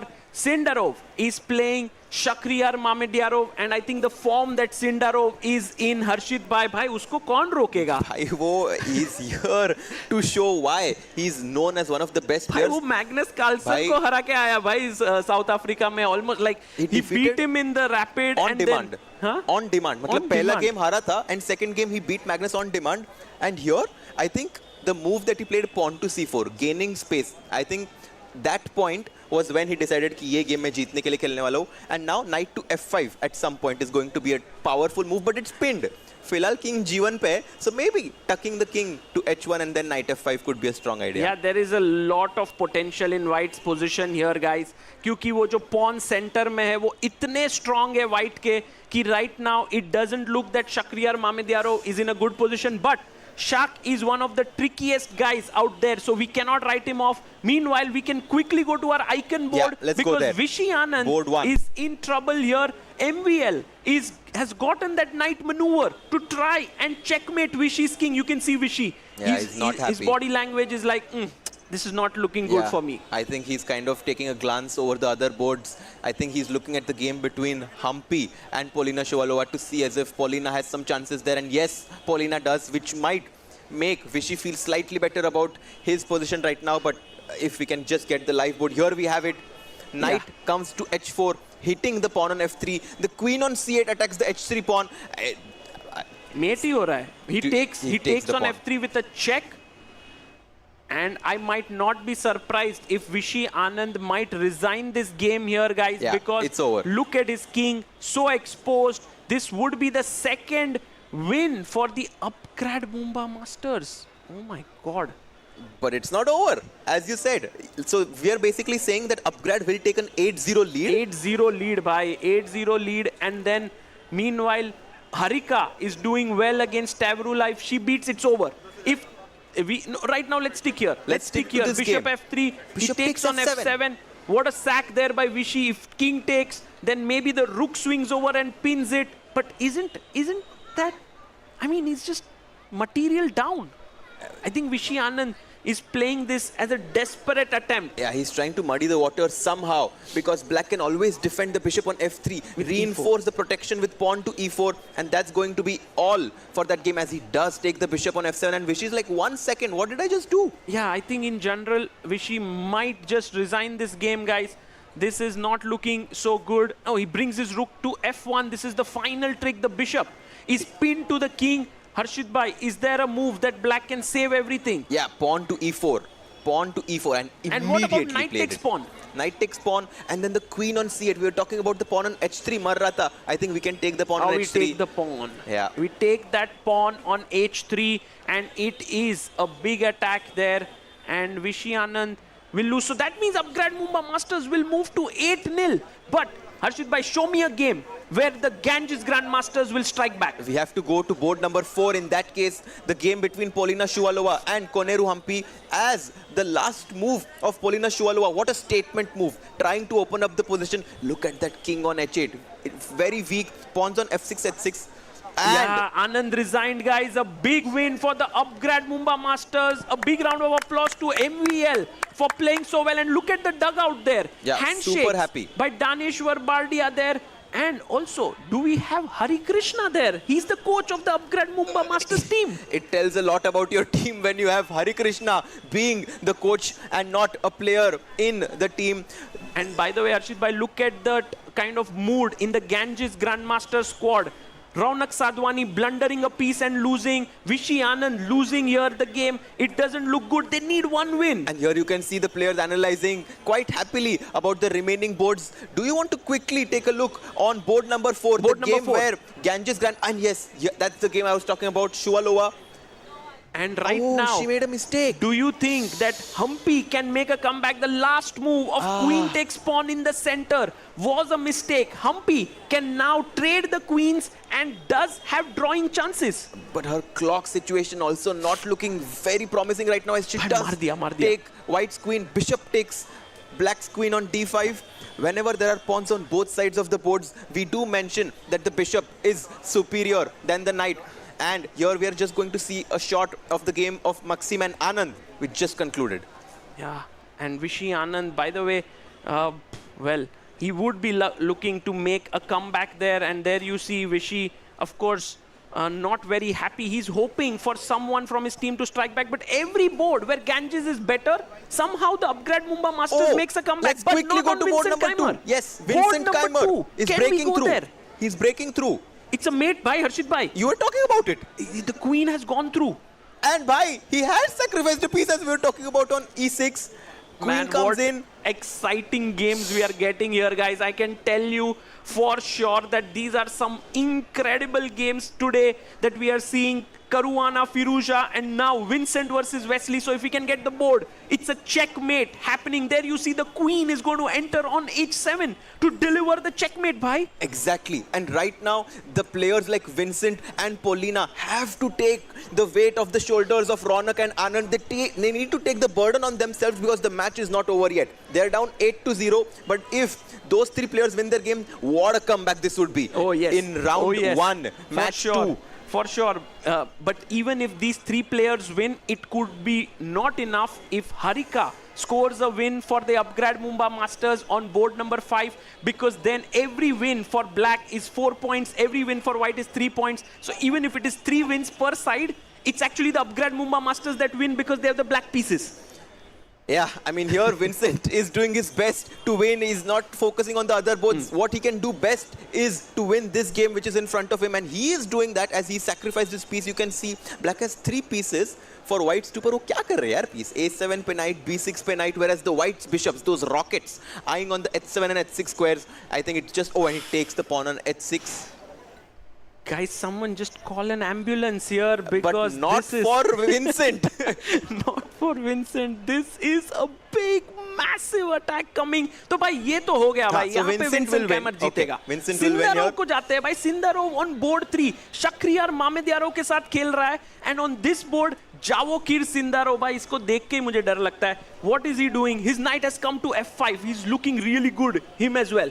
If we can get the board here, it would be amazing. I mean, you talk about bold and ambitious. I am only hearing Sindarov as he's pushed his pawn to G4 and the knight to F5, opening up that bishop on B2, and his advantage is slowly but surely increasing. Yes, and there we have the board. Look at that one. White pieces are really well positioned here, and some tactics, as Harshit Bhai said, there is a rocket on B2, Harshit Bhai. But let me tell you, Shakhriyar is someone who's eyeing on these small tactics. He's a very tricky player. भाई नहीं, Sindarov नहीं उसको trick नहीं करने देगा यहाँ पर. And by the way, let's head to board 2 between. Oh man! Oh, Vincent has just won his game for the Ganges Grandmasters. No, he drew. He gave a perpetual. I can't believe That's it. Oh my goodness! It doesn't seem to be the day of the Ganges Grandmasters. And this is why it's so important to look at what happened on your teammates' boards, because if he knew that they were trailing 8-0, Vincent would have never done this. I'm sure Ronak and Anand, feel worse about their losses now, because Vincent had a huge opportunity. Yeah, and now this means the score is 9-1 in the favor. Let's see the results. And yes, this is the result. Draw. Perpetual. Check. भाई क्या ही कर दिया यहाँ पर. That was not a good idea. What has been done by Wesley So here has been an incredible save. Not a great idea for Vincent Keimer. And now, what are the hopes here for the Ganges Grandmasters? I don't think anywhere they are taking because home, if we can quickly go to board number 5 of Harika, who's playing against Tavrula. Harika is also completely winning, and this is a steamroll by Upgrade Mumbai Masters. What a start! What a stellar performance by the team. Last year was not great for the Upgrade Mumbai Masters, but this year they have come back, win a brilliant way. First of all, the event is organized in Mumbai, and Upgrade Mumbai Masters doing so well. And there we have the board here. Harshit Bhai, black is what? Right now, no material up, but the black king on G8, kitne safely bete under, and white ke king on G2 is too weak. He's kind of using the pawns on F6 and G5 as protection, as shield towards his own safety, whereas the white king on G2 has no pawns in front of it to defend it. And whenever there is a major piece endgame, Sagar Bhai, we always talk about the importance of king safety. And it's clear in this position that black has a much safer king, even though it doesn't look like it. By the way, at photo as the other match will begin in about 30 to 40 minutes from now. But what a match. And there you can see Ronak. Ronak is like, no, this is not great. And a proud moment for Hari Krishna. Harshit Bhai, if you had to choose the man of the match for this one from the Upgrade Mumbai Masters, who would it be for you? I think it could actually be Wesley So. It might seem unusual to choose Wesley So. He did not win his game. He drew his game. But to draw from a losing position against someone like Vincent Keimer is a huge result. Yeah, it's a great result. Also, MVL played an incredible Yeah, game bravo, to actually. beat Vishy Anand. But maybe this game, if Wesley So would have lost, perhaps the momentum would have gone to the Ganges Grandmasters. So for that very intense save that Wesley So made, perhaps he should be given the man of the match. But there you can see the arbiter, Ashot Vardepetian from Armenia. He's calling out the results, and we have a shake of hands for the team. That's a nice touch there. Yeah. And the player of the match, Wesley So for us, who drew a completely winning, drew a completely losing game. It's a very unusual man of the match, but I think the team deserves it. Yeah. And Wesley So deserves it there. And such smiles. I think, Harshit bhai, when you start off with such a win for your team, it's really puts your team in such good spirits, right? Exactly. The morale of the team is going to be high. The josh of the team is going to be high here as they are going to take some rest and get ready for round 2. And by the way, guys, there the team is moving out from the venue. And Harshit bhai, 2 matches have ended today. Triveni Continental Kings beat the Alpine SG Pipers convincingly, and now it was the Upgrade Mumbai Masters who managed to beat Ganges Grandmasters. It's now time for the final game of today that will happen at 8 p.m. The big clash between, you know, the American Gambits who are taking on the team of Gukesh. Bhai, whoa, what a game that is going to be, the PBG Alaskan Knights. And it's time for us to take a short break, and on the other side, guys, more to follow. The final match.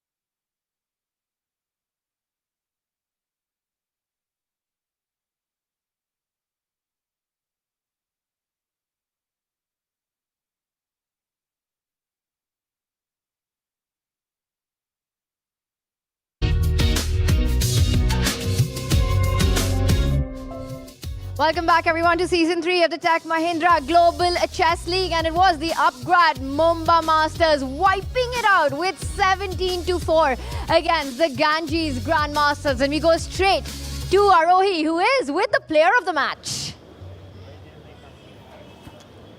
Hello and welcome to the post-match presentation ceremony of match number 2, where the home team, upgrad Mumbai Masters, ended up winning this one. They started this season on a win, and to give away the Man of the Match award tonight, we have with us Mr. Vipin Bhatt, DGM Bank of Baroda, and Mr. Sachin Tamhane from Navitas Solar. The Man of the Match award goes to Wesley So from upgrad Mumbai Masters. There.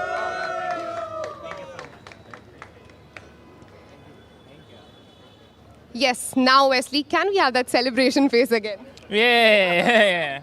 Well, I didn't win my game, so I shouldn't be the man of the match because 4 of my teammates won, which was amazing with the black pieces. So it's a really great start.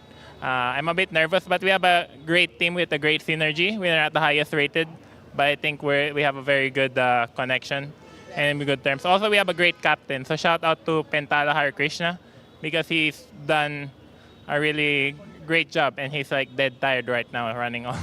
So how does it feel starting the season with a win, although you lost, but the team's won?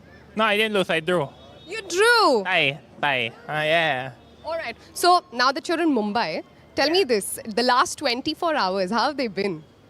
Been great. I was very nervous because this is my first game in the Global Chess League. I've never played before, so I'm not sure what to expect. But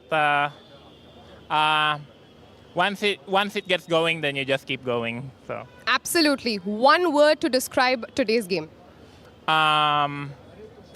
thrilling.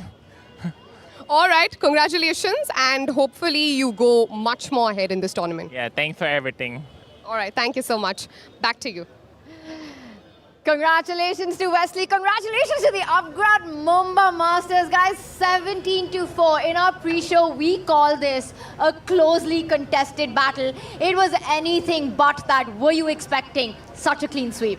That was a really dominating performance by the upgrad Mumbai Masters. And I think what happened is that the Ganges Grandmasters dug themselves into such a big hole pretty early on with that piece blunder on the Prodigy board, and Vishy's also kind of unfortunate middle game. So they were down 2 games, that's 8 points, very early on.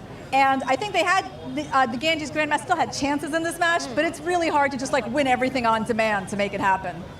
Very tough spot for the Ganges Grandmasters. And Harshit, I want to come to you with something that Wesley mentioned there. He drew his game. There were 4 players who won. He was the player of the match. He saved a very difficult position. Were you surprised with Vincent Keimer not playing on, given the Ganges Grandmasters match situation there? Absolutely. I think it was a big turnaround in that match, and that's why I think Wesley So was given the man of this round, as if Vincent won that game, it would have been a turnaround in terms of momentum. And I think Vincent maybe was not looking at what was happening in the other results, as if he knew that, I'm sure he would have not made this decision of repeating with a perpetual. Well, speaking of results, let's take a look at how the matches went on every single board. And there was one team that shined through top to bottom. And there we see, just marked with a lot of 4s, except on one board. And that is the Polina win against Humpy. I will say one thing. Hari Krishna's decisions for the upgrad Mumbai Masters to start with the black pieces really paying off. Exactly. I was just going to say that, and you hit the nail in the coffin there, because Maxim, Shakriyar and Harika made the most out of what they could do. They got 4 points for the team, and that 12 points within just 3 boards. I don't think you can do more than that. Yeah, Harika, she played a very risky opening, kind of like a hedgehog style, inviting a lot of pressure, but eventually her opponent's king was just too weak. She took advantage of that. Shakriyar was also under some pressure, but then his opponent made an incorrect piece sacrifice, and then he took over the game. Well, you know what? Let's remind everyone of one of the defining moments that happened here, which I think stunned us all completely, and that was from the Prodigy board coming up. And we will take a look at how that played out. And this was the moment, the absolute shocker. This one, Bishop A3, and he just takes the Bishop on A3, and look at Ronak there. He's like, what? What Can you believe it? It's a Grandmaster, a one mover here, and this decided, and just with that, head to the side. everything over. Irina, impossible to come back Yeah. from, and he resigned. He resigned, and even Daneshwar was not happy to win a game like this. But obviously, he's going to take the win. He's going to take those 4 points for the Upgrad Mumbai's team. And you know, it was such a bad start for the Ganges Grandmaster with this blunder bishop to a3. Tough. Yeah, in a game where the game hadn't even really started yet, right? It was just kind of an equal position, and that was a free bishop that White gave away. I have never seen anything like that. And the thing is, it's the kind of mistake that you cannot come back from. Oh, I've cannot. seen something like that. You know, it reminds me of my friend Surya, how he blundered the checkmate on f2 in the world. I think it was the World Rapid. Do you remember that one? That was also. I mean, once in a while you see some It hurts crazy so things. much Yeah. when it's for a team. Yeah. You know, that's when you know the pressure's on you. And this was just the start of the nightmare for the Ganges Grandmasters. It was also on the icon board. A controlled performance by Maxime Vachier-Lagrave there with the black pieces out of the Spanish opening. And I have to say, it almost felt like Vishy never got a chance. And he finished it off tactically to perfection. I kind of thought that Vishy is going to do really well in this Spanish opening, but somehow this exchange sacrifice by MVL, this aggressive play as soon as he got those bishop pair, once he got the chance, he never gave up. And here, this was the moment where Vishy sacrificed a bishop on f7 and then resignation as the sacrifice did not work out, and a big win for MVL on the icon board. Yeah, it was probably a mistake for Vishy to give up the bishop pair, because when MVL blasted through the center with his move d5, he took over the initiative and he never let go. Yeah, wow. What an action-packed match that was, and it was an Upgrad Mumbai Masters show. So a lot of cheer there for the home team. And of course, the action doesn't stop here. We've got the final match of the day coming up in just a few, and that's one that you don't want to miss. It's going to be the PBG Alaskan Knights taking on the Fire's American Gambit, and that's where we deep dive on the other side of this break.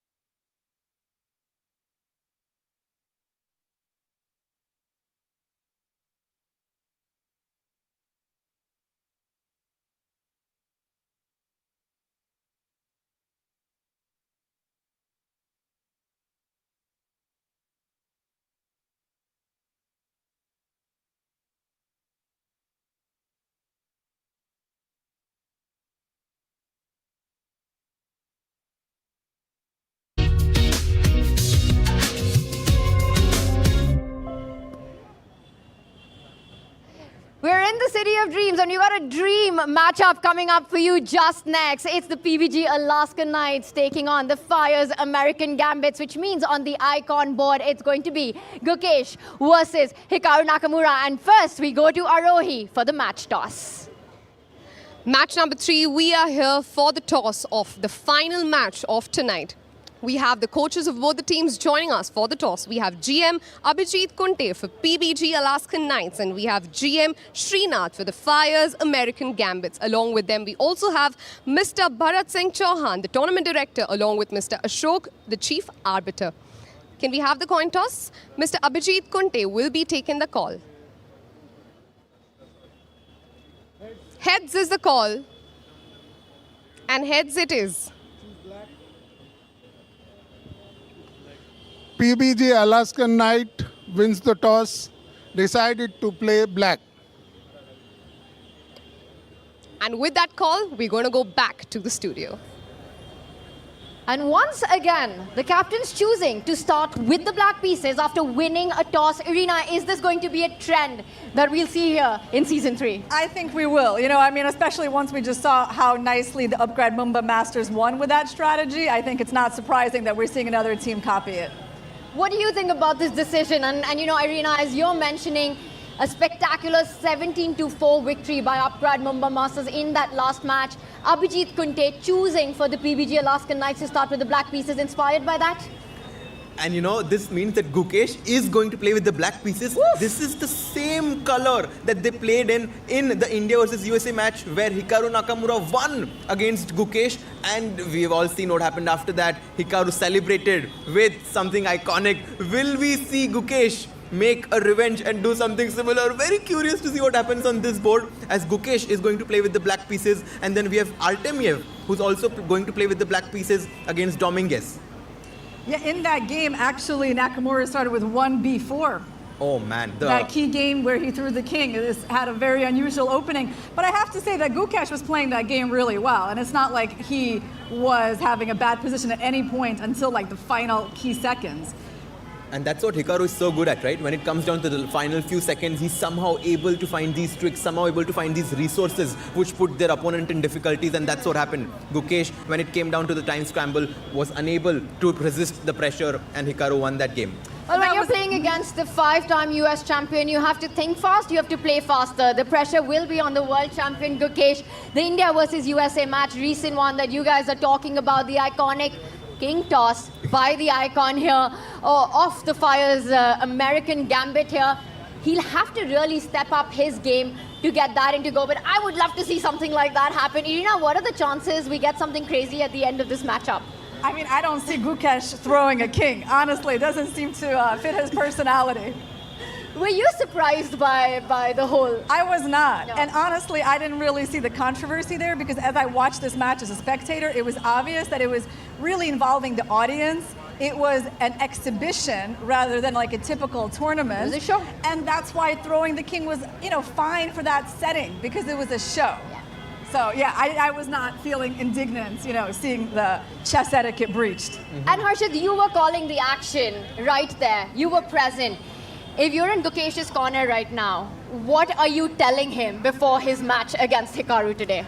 There's nothing to tell Gukesh. He knows what to do. He has done that before. He's the world champion. And I think sometimes the silence speaks louder than the words. And I think we might see Gukesh do something like that, win the game.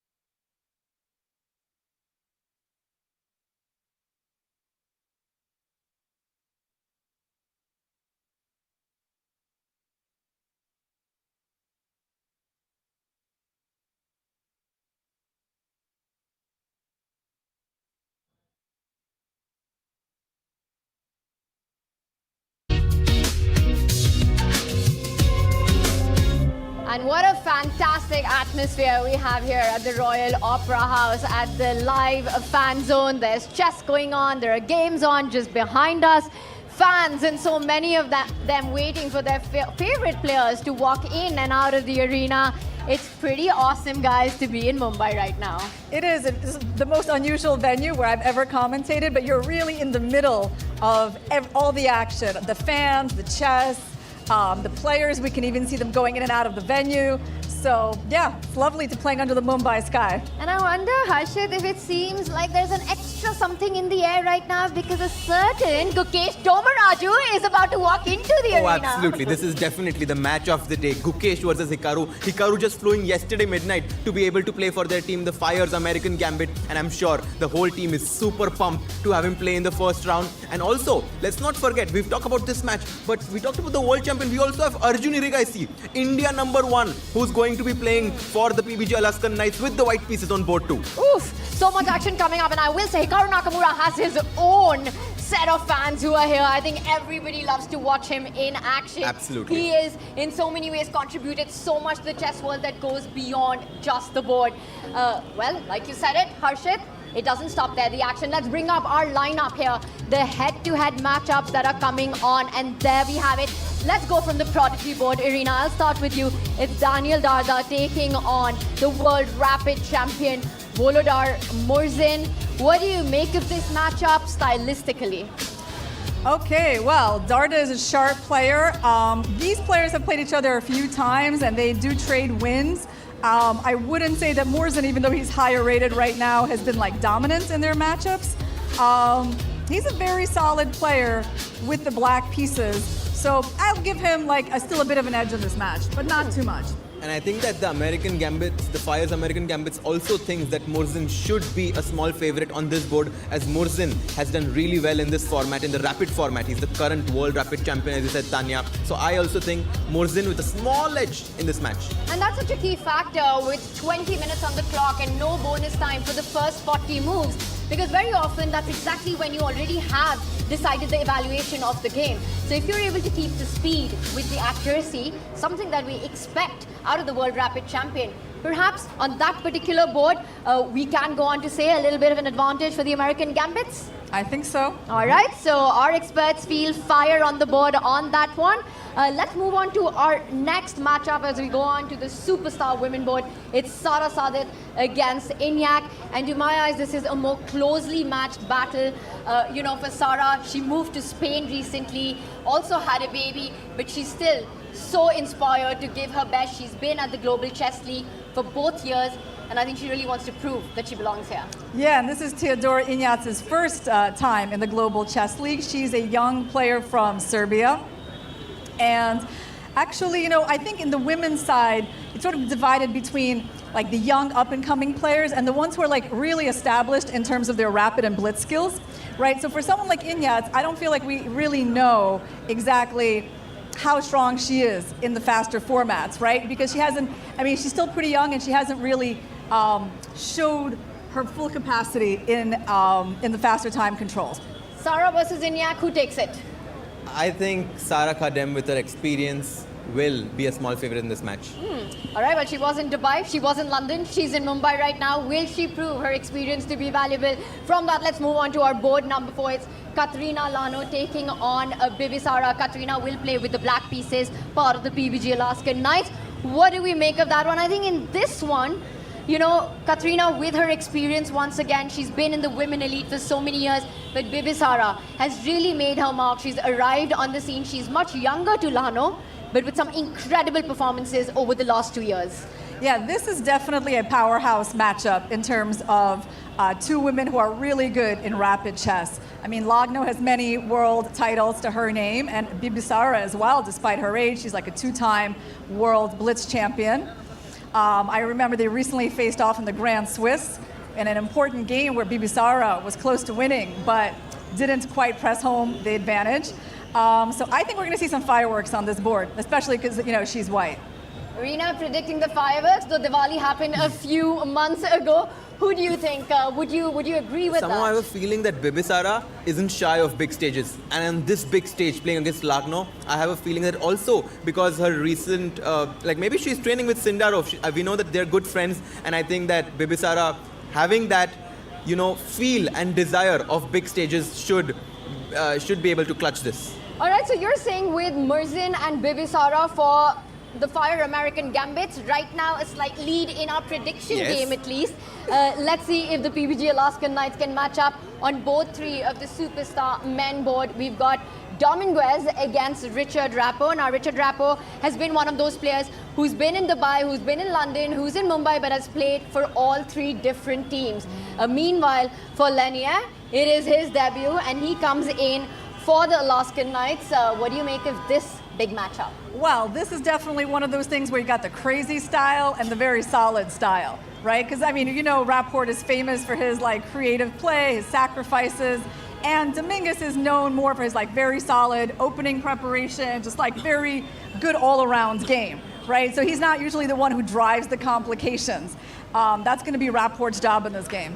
I love that call that you make. That stylistically, it's such a clash. For Lenier, a more positional strategic approach, while Richard Rappo, who was part of the Dinglerin team for the World Championship against Gukesh, coming up with those opening offbeat ideas. He's somebody we know always makes chess interesting, and I think this one's going to be a fun one. Potentially could be the decider. Oh, for sure. I think, Dominguez is this objective player who wants to keep things under control, whereas Richard, he's like, I want to mess no matter what, because in these chaotic positions, he becomes really strong. His ability to go into unorthodox positions and take his opponent into unfamiliar territory and trick them is super good. And that's why, because I also like to play in that style, I'm going to be rooting for Richard Rapport in this match against Dominguez. But it's also the board where that strategy can backfire, right? True. Probably in this match, this is the one where it's the most dangerous, where if white overpresses, the win goes to black.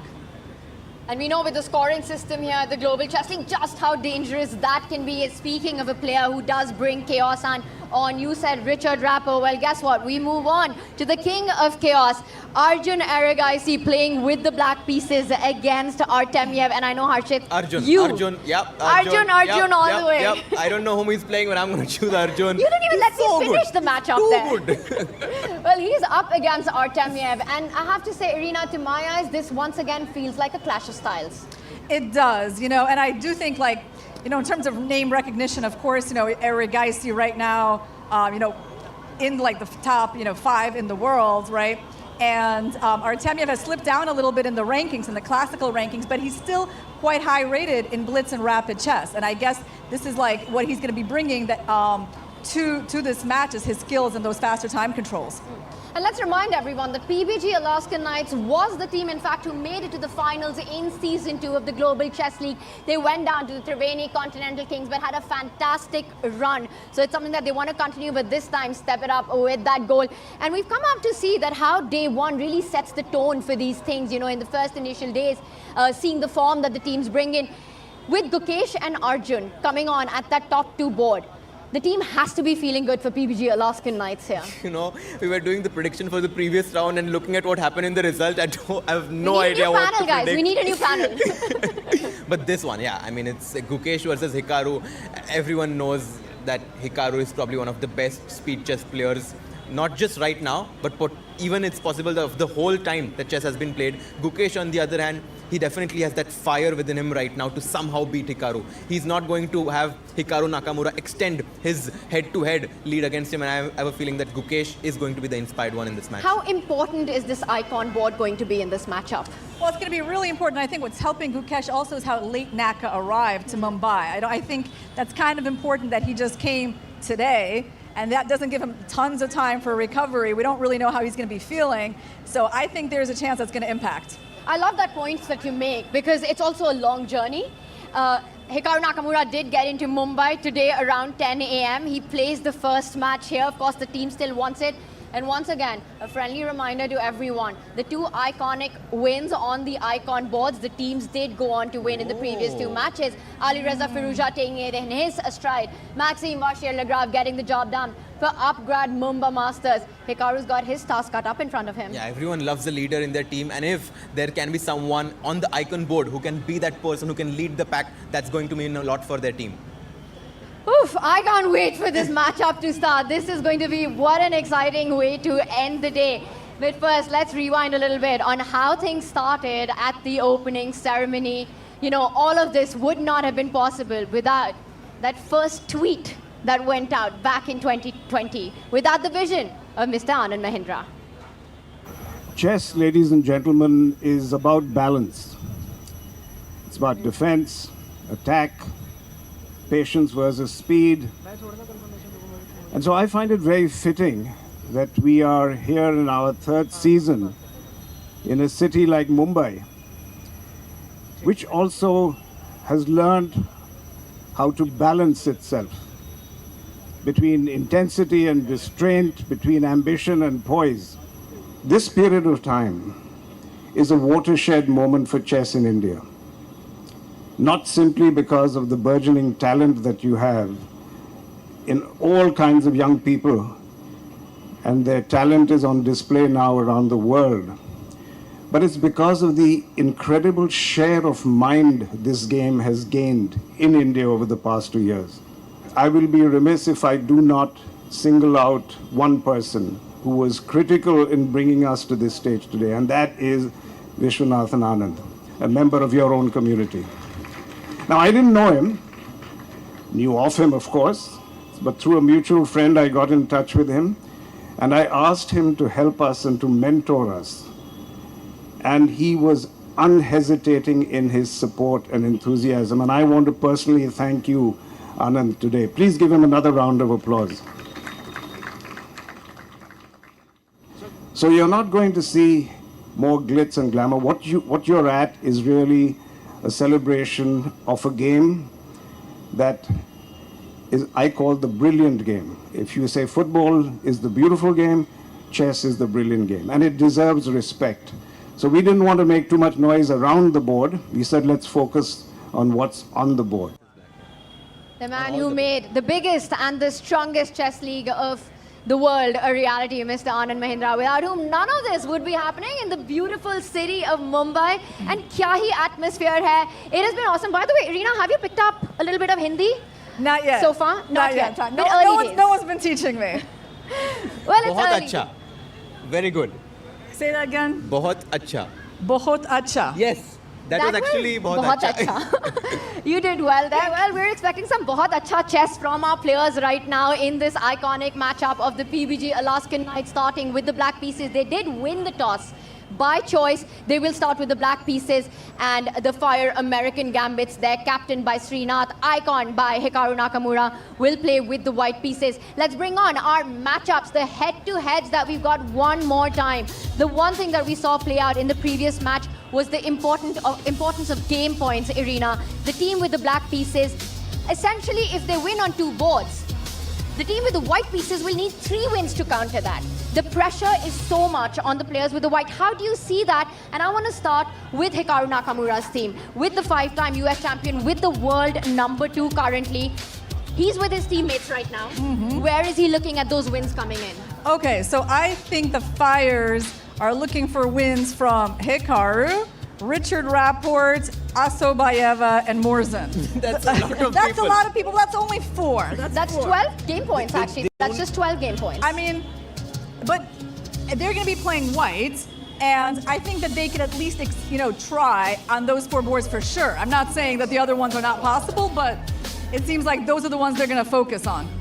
And it feels as if Hikaru Nakamura maybe is behind us, as all the people are running towards him before he enters the playing hall. I also think it's very important for the team who gets an early lead in the matchup. And that's why I feel it's important that if you're losing, just prolong the game. Just keep playing. Because once you see this result, 3-0 in the favor of your opponent's team, psychologically, the pressure ramps up. And I think that's why the person taking the first lead in this match is going to win the game. But let I me tell everyone, just a few moments ago, we actually did have the Fire American Gambits, and there... Can you hear it? I don't know if you guys can hear it, but a lot of cheering going on for the PBG Alaskan Knights as Gukesh is entering the arena right now for that icon board, and massive scenes happening right here as the players walk to get ready for the action that will start in just a few moments. Now, we had Irina call out on the 4 boards that Hikaru's hoping for a result.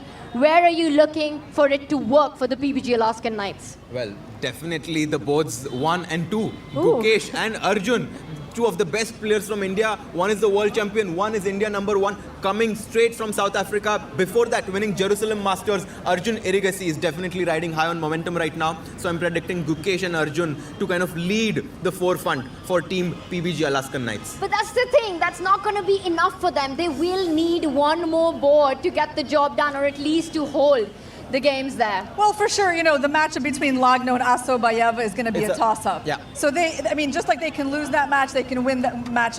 They can win that game. All right, guys. Final question: PBG Alaskan Knights or the Fire American Gambits? Irina. Oh, you want me to go against the Gukesh and We need to be Erigaisi super fast on this. tandem? All right, I am going to go for Fire's American Gambits. And I'm going to go for the PBG Alaskan Knights. I love it. It's India versus USA, even on our commentary panel here. Somehow it went that way, right? Just by accident. And as these two get decided on that, you know what? I'm hungry for the chess, and I know you are as well. We'll go into a short break and be right with all the action from the arena. Let's go.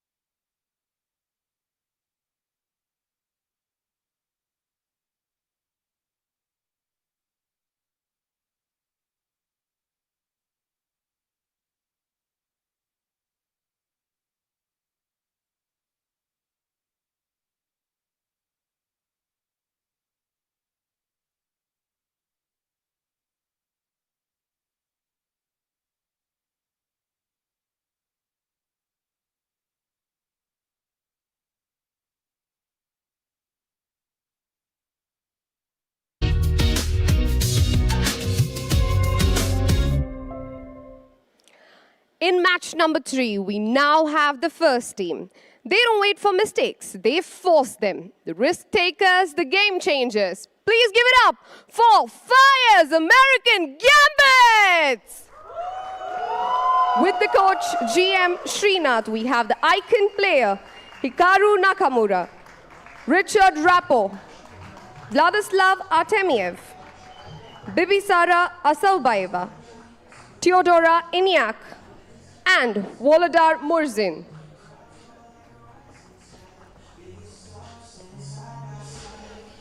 And now the team.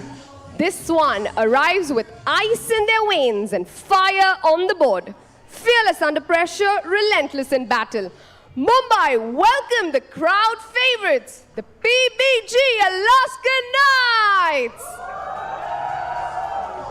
With their coach, GM Abhijit Kunte, we have the icon player, Gukesh Dombaraju, Arjun Erigaizi, Lenier Dominguez, Sara Khadem, Katrina Lagno, and the young prodigy, Daniel Darda.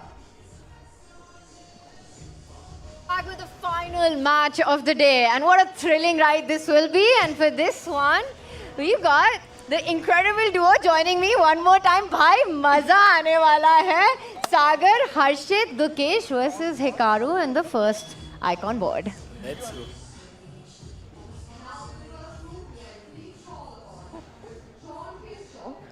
GM Victor Bologan, Executive Director, FIDE, and Mr. Bharat Singh Chauhan, the Tournament Director.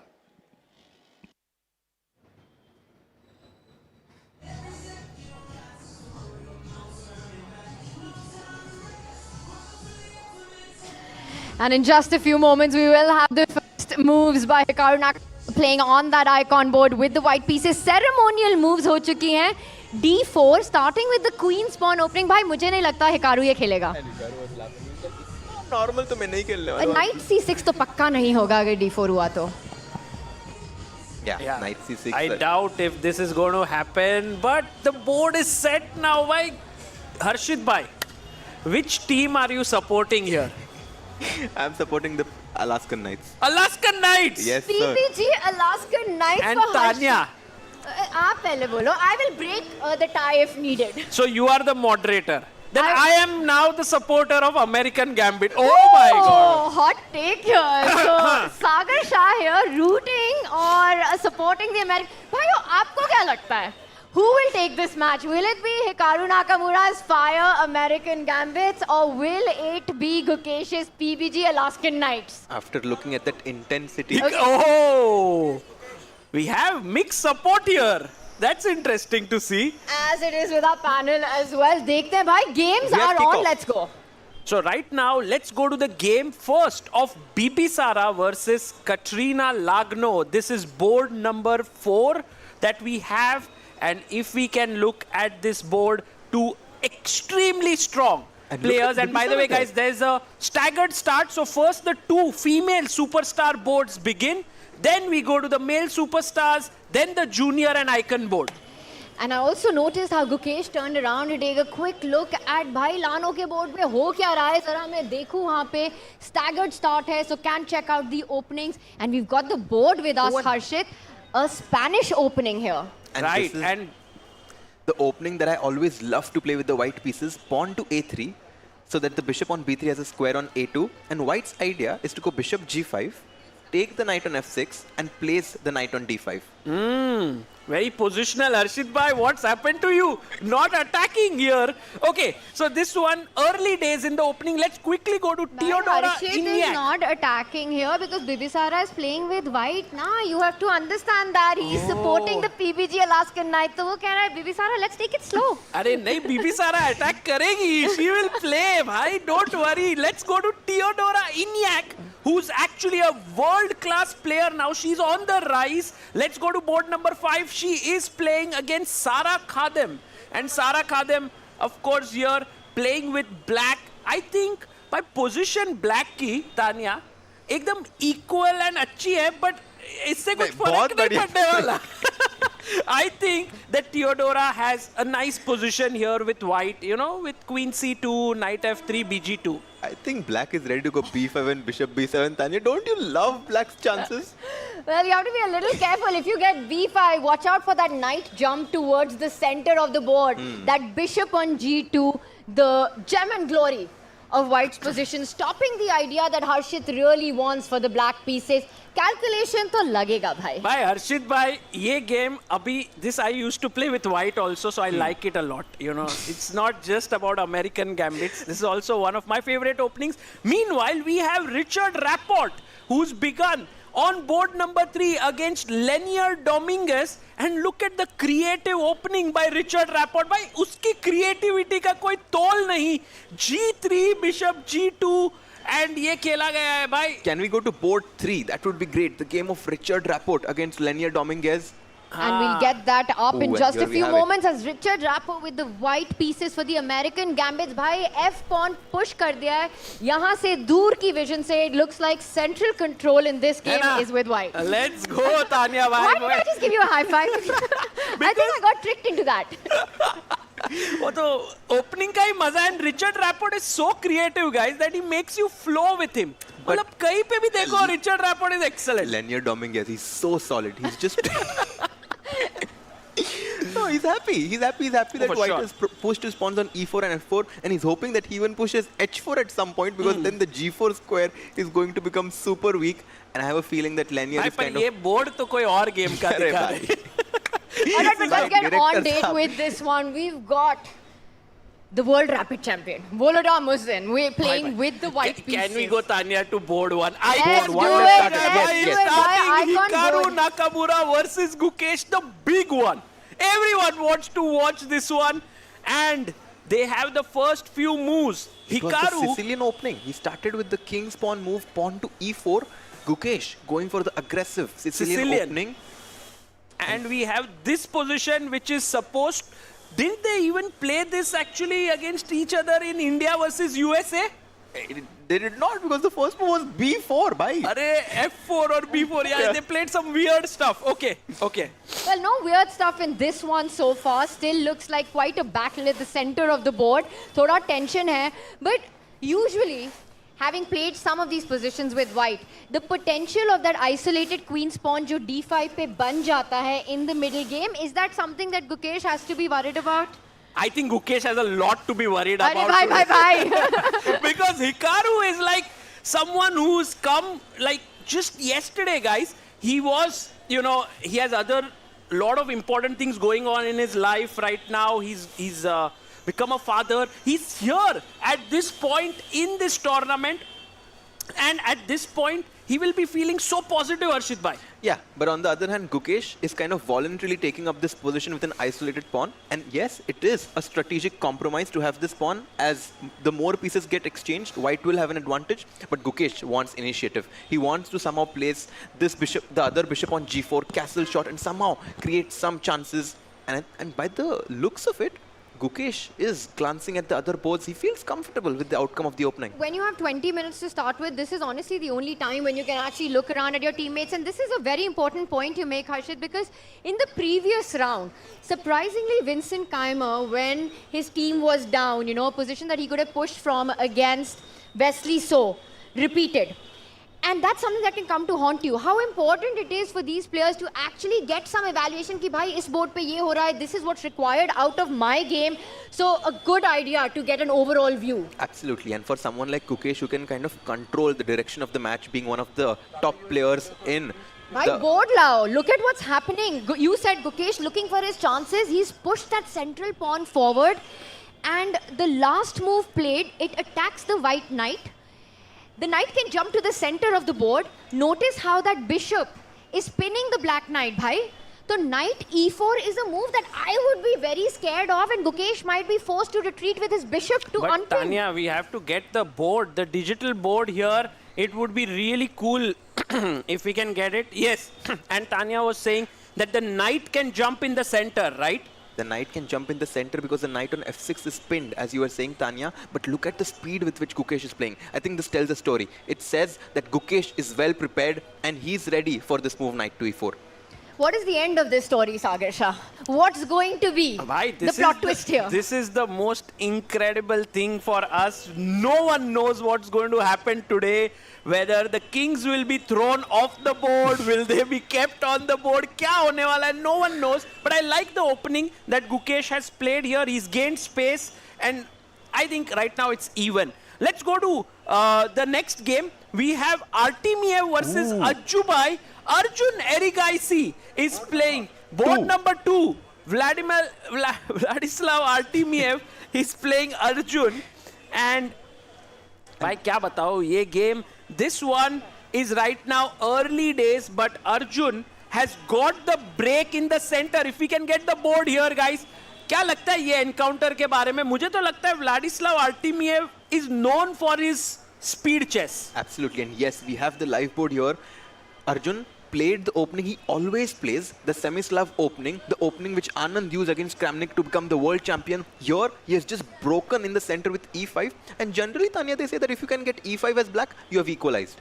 I love it. It's maximum tension and it's also such an Arjun position, right? We talk about chaos. He's always looking for it. So a face-off between the pawns. Artemiev takes a decision.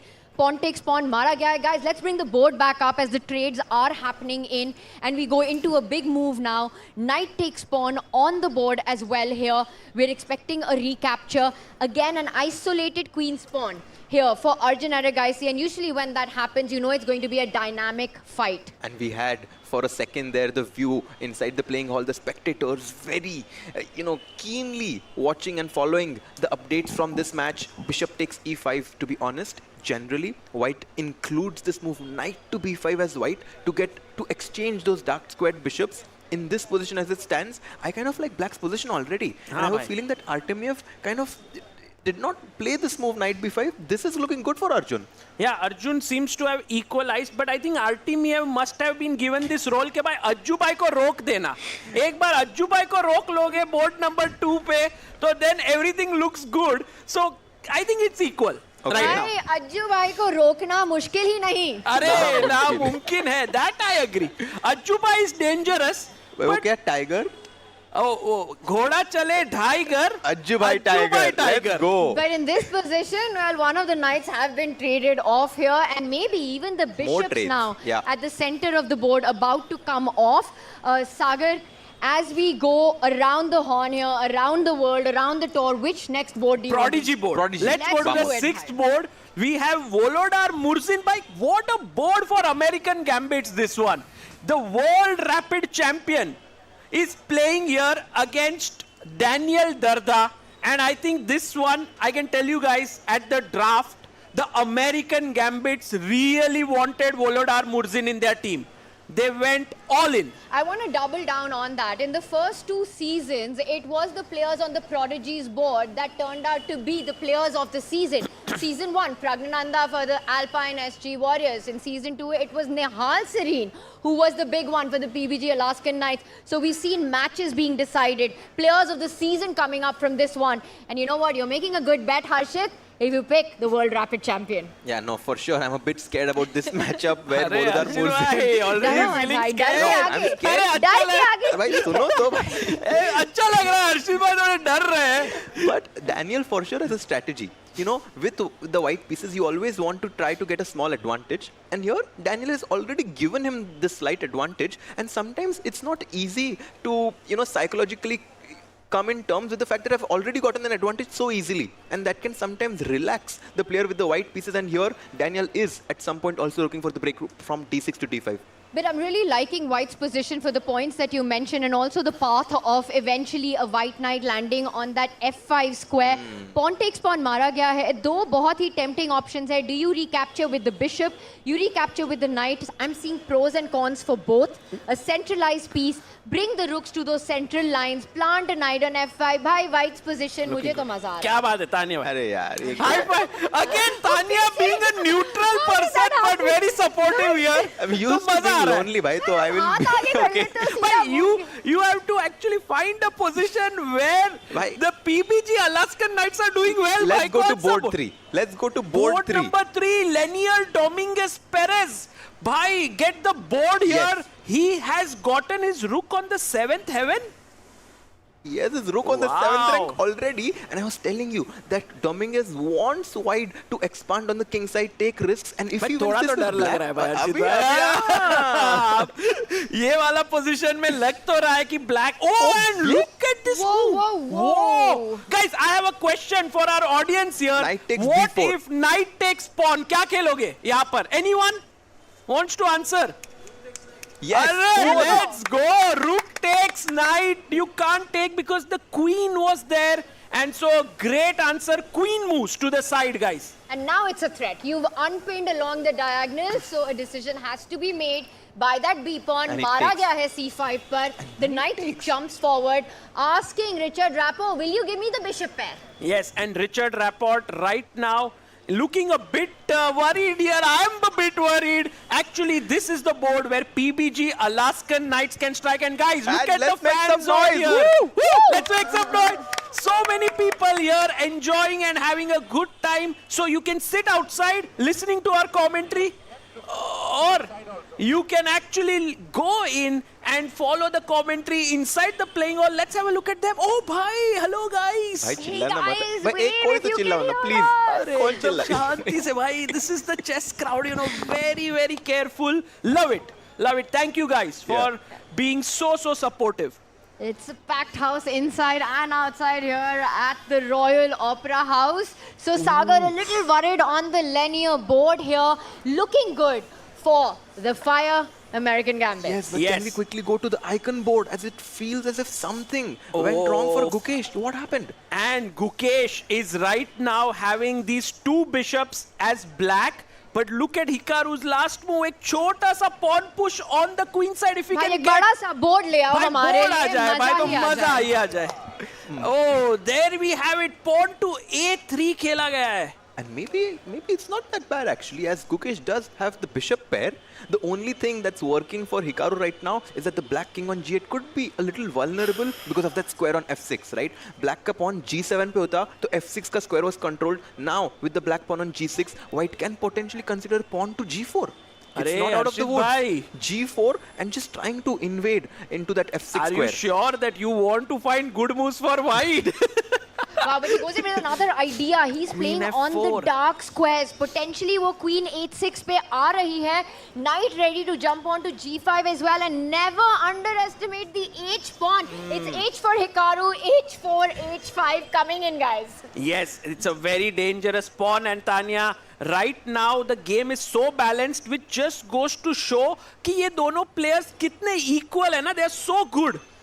While the evaluation bar is saying that game is balanced, but it is so dynamic in nature that I think draw is the least likely result in this one. Yeah, very difficult. Very Tension difficult there. So we can say that on top board it's even. On board 2 it's even. On board 3, Linear. the PBG Alaskan Knights slightly better. On board 4, equal. Board 5, American Gambits, Fire American Gambits slightly better because Theodora Iniak doing well. And on board 6, equal. So very balanced match. It's very balanced, but if this happens according to, as you mentioned, if black wins one game with the PBG Alaskan Knights and there's one with the white pieces from Fire's American Gambits, the player with the black win will win the match. And there's a question mark that has appeared on this board. Daniel Dardha ne mistake kari hai. Look at the firepower that Murzin is bringing on at the center of the board. F-pawn aage बढ़ चुका है. Always watch out for the idea of the E-pawn moving forward at the right time. Also taking away a key square from the black knight to jump to. Guys, I have such a nice partner in Tanya right now. Fire's American Gambit supporter here. भाई high five मत करवाना फिर से मुझसे. And but I think this is a great position, Arshit bhai. You have to agree, right, that white is doing really well here. Yeah, let's have the board. It's very difficult for Harshit to agree on anything No, right now. I don't agree because I think Daniel Dardha, yes, he's a little bit passive right now. Guys, I have an amazing news for you. भाई एक knight जो d4 पे वो कहाँ जाएगा ये बताओ.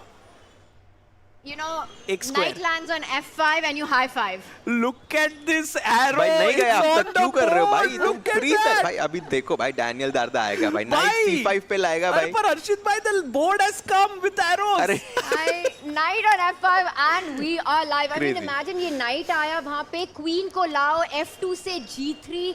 You're putting pressure on the king side, on that central weakness. I actually think this is very dangerous for black. Yeah, this is looking For Daniel?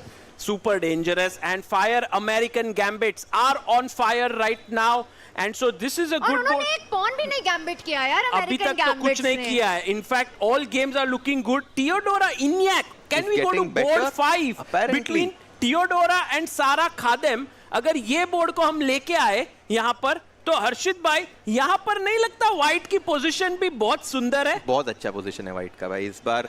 I cannot lie because it's so easy to play with white. White has a lead in development. The rooks on D1 and C1 are on open files. The bishop on E3 can jump into B6. And even though I'm rooting for the PBG Alaskan Knights, it's hard for me to argue here. It's clear that white has a lead in initiative and development. That's a grandmaster talking here. He can sense it that white's position is much better here. So today, उनकी आवाज में काफी दर्द था दो. When Harshit was saying it, while he can't deny the advantage that exists. I think especially on this board, I think the problem child here for black for Sara is that bishop on c8, yes, which also blocks the rook from coming into the game, and it's still a few moves away from all of that to happen. So this is looking difficult, and the reason for that is that the dark squared weaknesses, white's bishop landing on b6, landing on a7, the knight jumping onto d4, and let's just come from there. So maybe a5 is the path you're looking at. A very active position for white. right. And by the way, guys, we have right now the 6 boards that we can look at and just get a feel of what's happening Bhai, inside. 1 second. Has white with that last knight retreating move just set up a rook takes bishop tactics? भाई queen से मार देंगे तो क्या हो रहा है? Oh, bishop f4. Bishop f4, rook d1, bishop c5, lot of tempting options there. It's definitely going to be something good, Tani. for He black has to calculate. Sara will have to calculate this position. सारा calculation करना पड़ेगा. Sara ka Sara. Oh, We by the have to way, calculate everything here. Meanwhile, Gukesh is better. Let's go to board 1. Oh, man. And wow, can you see the Hikaru board size has view gone here? wrong. What happened here? PBG Alaskan Knights may have a big opportunity Let's go. here. And, but what's happening, Harshit bhai? If you can explain, क्या हो क्या रहा है? भाई engine को black का position बहुत पसंद आ रहा है. हाँ, पर क्यों? Because I feel right now the rook on e2 has nowhere to go. How can we attack it, guys? Black to play. How can we attack? No, he does not do it. Oh, he doesn't. He goes rook c7. Gukesh is going after the c2 pawn. Tanya, what's your feeling here? Look at the bishop pair that Gukesh has in an open position right now. The rook lining up, attacking the pawn on c2. The queen on b6 has paralyzed that knight on d3 to defend it forever. Which is why the knight on e4, wo hil hi nahi sakta hai because you'll end up potentially losing a pawn. Gukesh's pieces are doing a fantastic job. That pawn on d4, clamping down fully on white's position. No activity currently for Hikaru Nakamura. I think Hikaru will start having to play on Gukesh's time, but look at the clocks as well. Gukesh with a 4-minute lead, guys. It's crazy. Right now, Gukesh looking really good. But Hikaru, he's known as one of the best defenders in the world, right? And this was actually the same scenario in the India versus USA match. Gukesh was doing well on the board as well as on the clock. And this is definitely going to give him some deja vu, but I'm sure he's going to improve on what happened in the India-USA match here. I was going to highlight this move from bishop to f5 to g4. Attacking this rook on e2. Analysis board लगा दो director साहब, मजा आ जाएगा. Because it would provoke this move from pawn to f2 to f3, and I think that's surely an improvement for black because the bishop on g2 is going to get blunted. No, this is big trouble for Hikaru.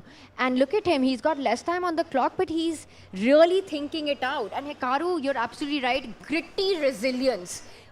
The hardest player to beat on the planet, I would say not even second to Magnus, up there, right there with Magnus. He's not going to make it easy for Gukesh, but so far, Gukesh is doing a fantastic job. Fantastic job, for sure, because if we were talking about this move, pawn to h4 and pawn to h5, it's possible. But look at what black wants. Black wants to go rook from f8 to c8, double down on the c line, as you were mentioning. And how does black defend? Definitely. So how does white defend? He does not want to come back with his queen on d1, surely, because it just takes away all the juice that the queen on d2 had, eyeing the square on h6. This looks very good for black. Very good. And the thing is, right, jo ye Hikaru ka threat hai, h4, h5, actually Gukesh can stop it instantly by pushing his pawn as well to h5 at the right moment. He can go on prophylactic mode, making sure that Hikaru doesn't get counterplay on that right flank either. He can almost pre-move rook c8 right now. Tanya, Harshit, yeah, the fact that Hikaru is taking so much time, he's not comfortable. 100% not comfortable. But I want to ask you guys one thing. Everything that happened on the India versus USA match, Hikaru getting the dub in, he won that match, the king throw that happened. And again, I think it was a show, it was fantastic, and it got the world talking. I generally think that's great for chess. But somewhere in Gukesh's mind, is this a personal grudge match? Well, Gukesh has to prove himself against all. I mean, he wants to do the best here, right? He wants to beat everyone. Still dodging my question. तो भाई रहेगा ही, उसको तो यहाँ पे हराना ही है Hikaru को, for sure. To be honest, I think Gukesh just comes into every single game with the same mindset. I want to win, and this was very smart by him. You know, it showed the leadership quality in Gukesh as he glanced and looked at all the other games, trying to decide his strategy in this match. But we have a big moment in board number 5, if you can go there. Board number 5, Teodora Iñak is already an exchange up against Sara Khadem.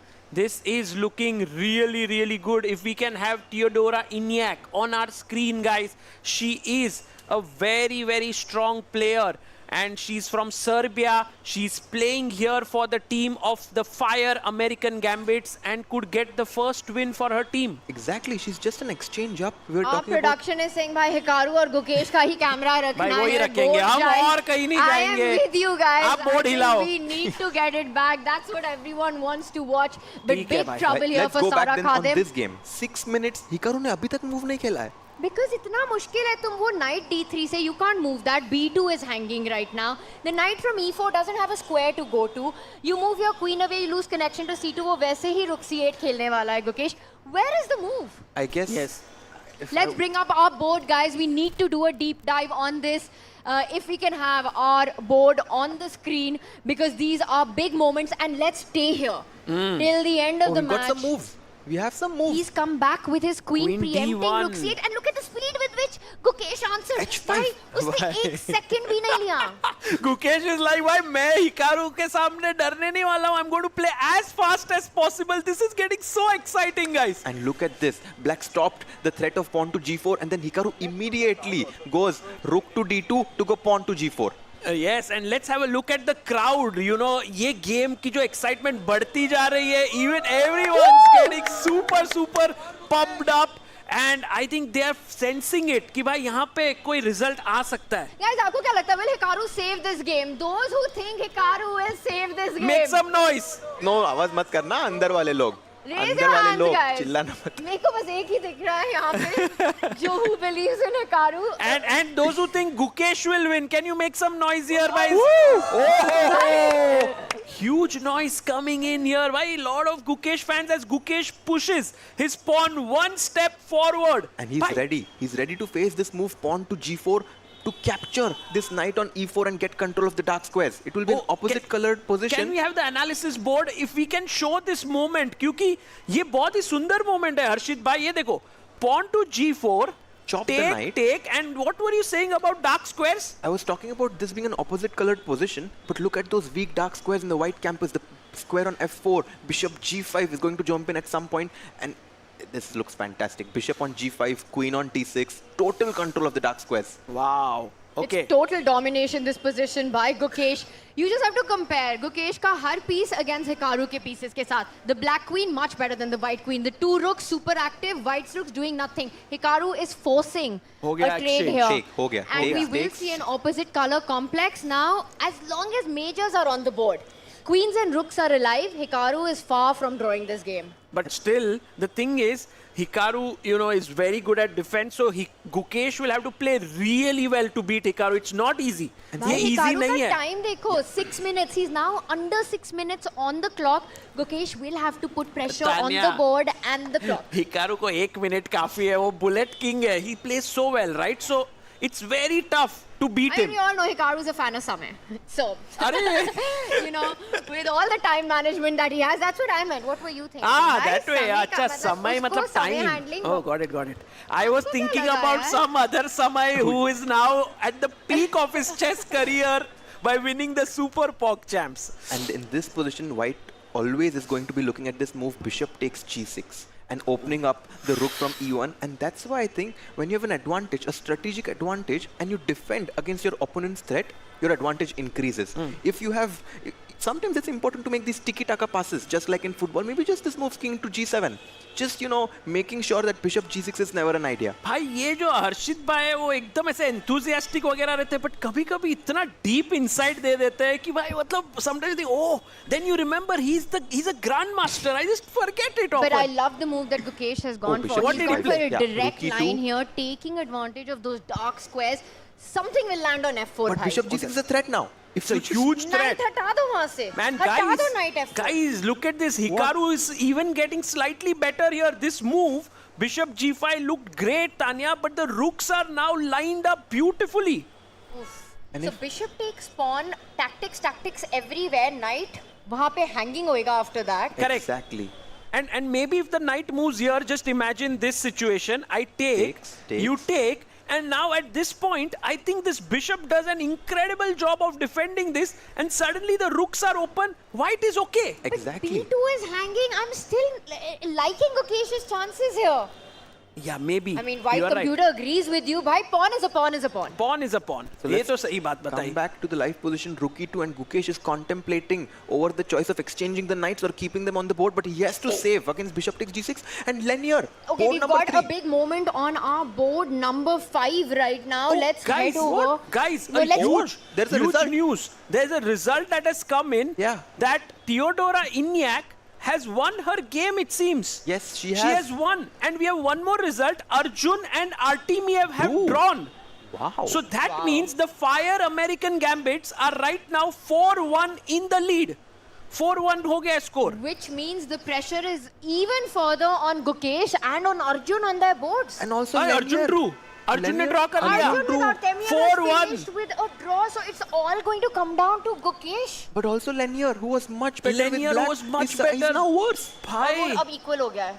Things are looking bleak for I mean, the look at that. Alaskan But Knights. Richard is pushing. भाई Look at those Richard pawns. Rapport ने space ले लिया है. He's looking so good. But you need look at the board. It's kind of divided. You've got your queen and rook on one flank. Attack आए तो आए कहाँ से? ऐसे Yes, है your Tanya. pawns are going in. Queen C7. Queen C7. But he's not playing it. Are Queen there D3. tactics? Queen It's C7. tricky. The black queen will enter, infiltrate through the white squares. Can we have the board here? ये board अगर आ जाए तो क्या ही मजा आ जाए. Queen to C7 हम discuss कर रहे हैं. And Can we Richard. get our analysis board, Yes, we our have main it. board, and there we have it on the screen. ये Sagar, analysis just board show हो जाए. that line. भाई analysis board आ जाए green color का. तो Queen C7 यहाँ पर खेल सकते हैं. The queen can enter in, attack the bishop and the knight. But this is actually we'll come to it in a bit. So right now it seems as if the American Gambits is a small favorite as they're leading in the match 4-1. Richard starting to get better. What about our icon board? Any developments there? And icon board, let's go to Gukesh Hikaru. Yeah. If we go to Gukesh Hikaru here, उनका ऐसे video change कर दीजिए. And here we see opposite colored bishop. I have a feeling It's draw. that It's heading equal, towards a draw. But Harshit bhai, it can go in any direction because both are fighters. Yeah, they won't agree to a draw. It's not just that. I'm going to point out that Gukesh is setting up an idea. वो चाहता है bishop को वापस लाओ, queen को आगे लाओ, and you're setting up a battery to infiltrate on the dark squares. सही. क्या बात है Tania? Great point.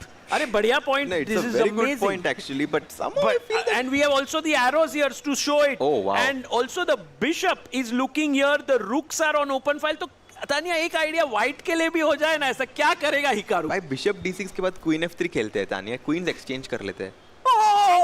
You don't care about the C2 pawn? Well, pawn is a pawn is a pawn. True. It's true. I अरे can't हाँ give up यार this Tania pawn. जिस pawn के पीछे पड़ Maybe गई it's है. not going to be enough, but how easy is it to just go into that position where you're sacrificing? And Hikaru saying not easy enough. Rook He D1. does slide his rook over. He's actually attacking this. And that's a good move, guys, because he comes in with a threat. And agar bishop वो central square पे जाता है e5 to defend it, then your move queen sliding to e4. Sagar, if we can have arrows on the board after bishop e5 पे भी arrow डाल दिया जाए, queen e4, hitting that bishop, and suddenly Hikaru's coming with threats at the center of the board. सही है. this Anything can happen here. Guys, I want to get your thoughts on one board if Yeah. possible. That is Bibisara versus Katrina Lagno. क्योंकि यहाँ पर already endgame position आ चुकी है. Is this a draw or does black have some chances? Black has an extra exchange. I mean, she's gonna play on forever in this position, Lhano will, but white has one pawn. You do the math, exchange, rook is worth 5 points, bishop and pawn worth 4 points. It's 4 versus 5 right now, but not an easy convert, Harshit. Absolutely. Not an easy convert, and one might even say that this position is roundabout even because we do know that if we get rook versus bishop, right now black has 5 points versus white's 4. Even if white is able to sacrifice one of the pawns and exchange everything and get rook bishop versus 2 rooks, it should also be a draw, which tells me that Bibisara is holding this position with some drawing margin. Guys, this bishop on e3 is as solid as Tech Mahindra's tech And look at that. I think we have a result there. Draw kar liya, bhai. It has to be a draw right now. Let's As go. Lano looks back, calling for the 5-2. arbiter there. Yeah. This Kings in the center. Saves a difficult game, Bibisara does.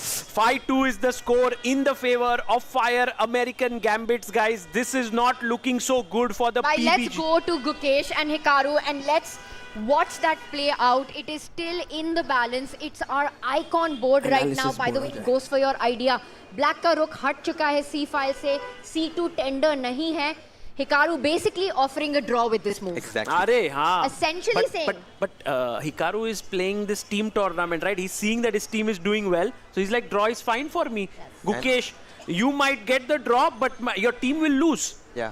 No, I mean, I think Hikaru knows that his team is doing really well, already has a lead in the match. All he needs to do is draw this game and the rest Guys, of the games. look at the PBG Alaskan Knights there. We've got Abhijit Kunte who's captaining the team. He's the one who chose the black pieces for the Alaskan Knights along with Arjun and Lano there. You can see the stress on their faces right now. Right. They're And by the way, nervous. in the chat, by the way, on the live stream, people are saying there's so much traffic noise and all. Guys, Ye that's the- Mumbai hai mere yaar. Exactly. This is not going to the players at all. They are in the focus zone inside the Royal Opera House. ये तो यहाँ पे live studio है. तो यहाँ पे थोड़ा Mumbai feel आ रहा है. थोड़ा cars Let's go, in the bhai. background. Peep peep peep. थोड़ा horn बज रहा है. कि बोल रहा है कि Hikaru draw चाहिए. Peep peep. No draw. No draw.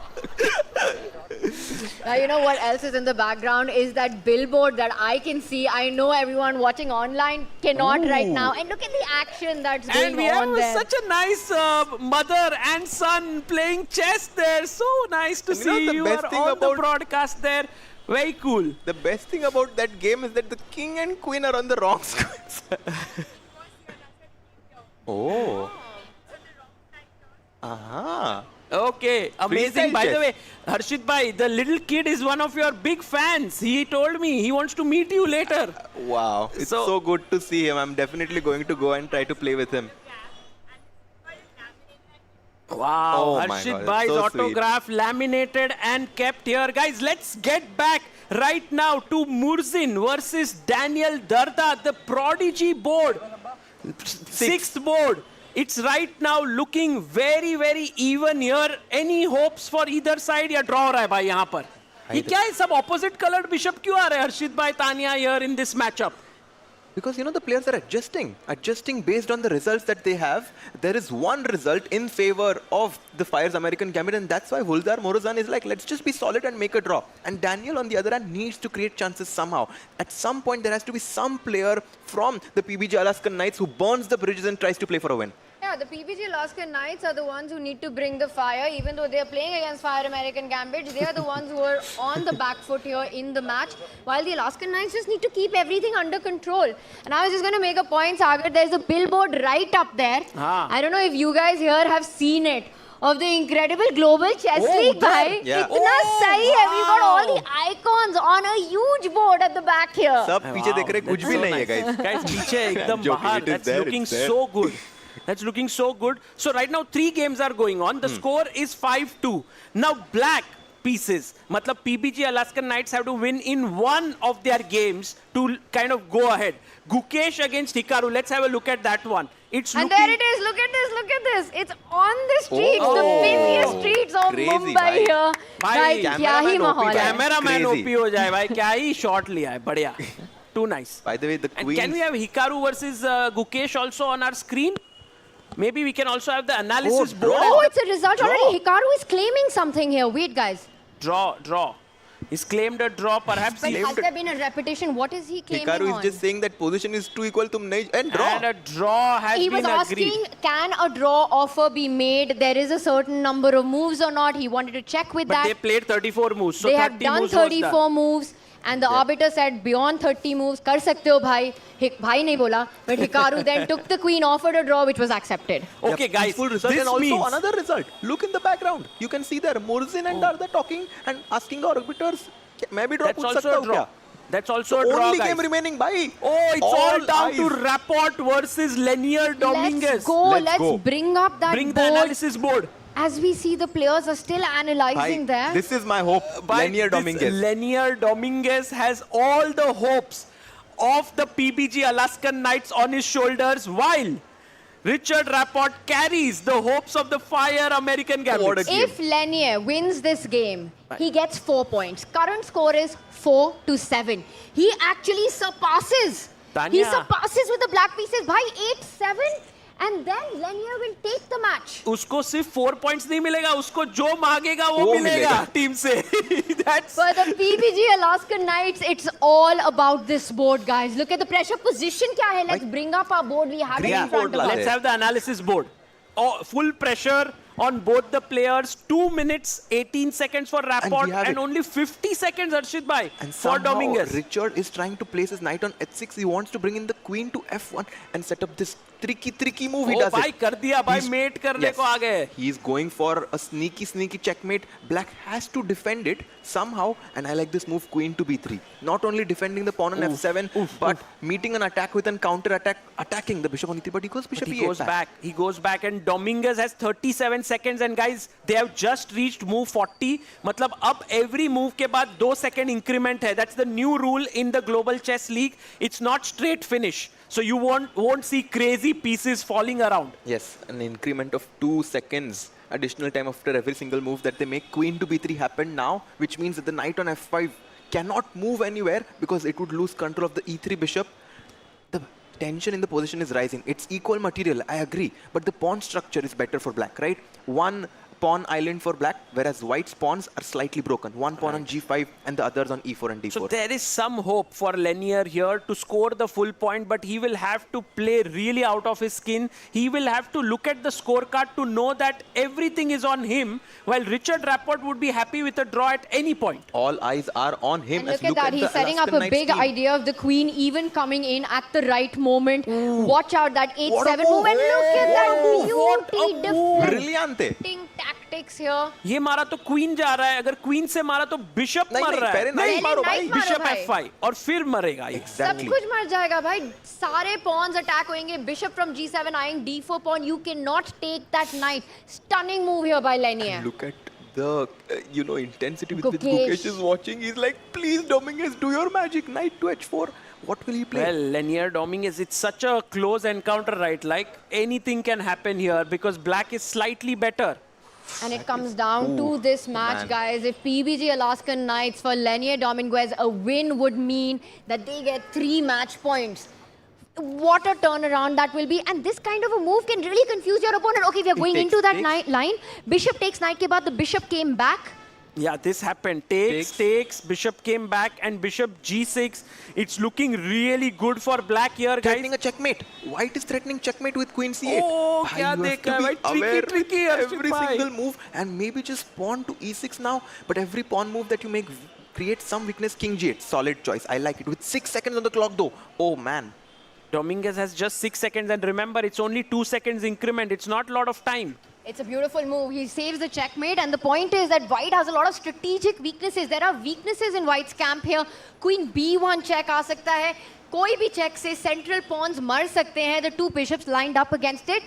Huge pressure on those central pawns right now. That's so well said. So well said, right? Like the 2 bishops are attacking and white's 2 bishops are defending. The wind is blowing, the pieces are flying, time is rolling. 1 second. Queen but lose on time. No, he does not. He has to play quickly. Lenier has to be careful. He gets the queen to the center of the board to defend the pawns. 1 second.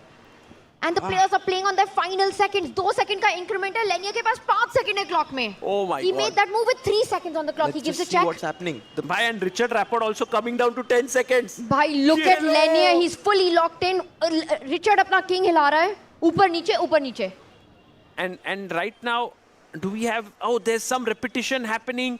I hope Lenier knows that he has to play for a win. And Richard Rapport knows that his team result depends on his board. He has to hold this one. He has to hold. Correct. The only result which would change the outcome of this match is if Dominguez wins.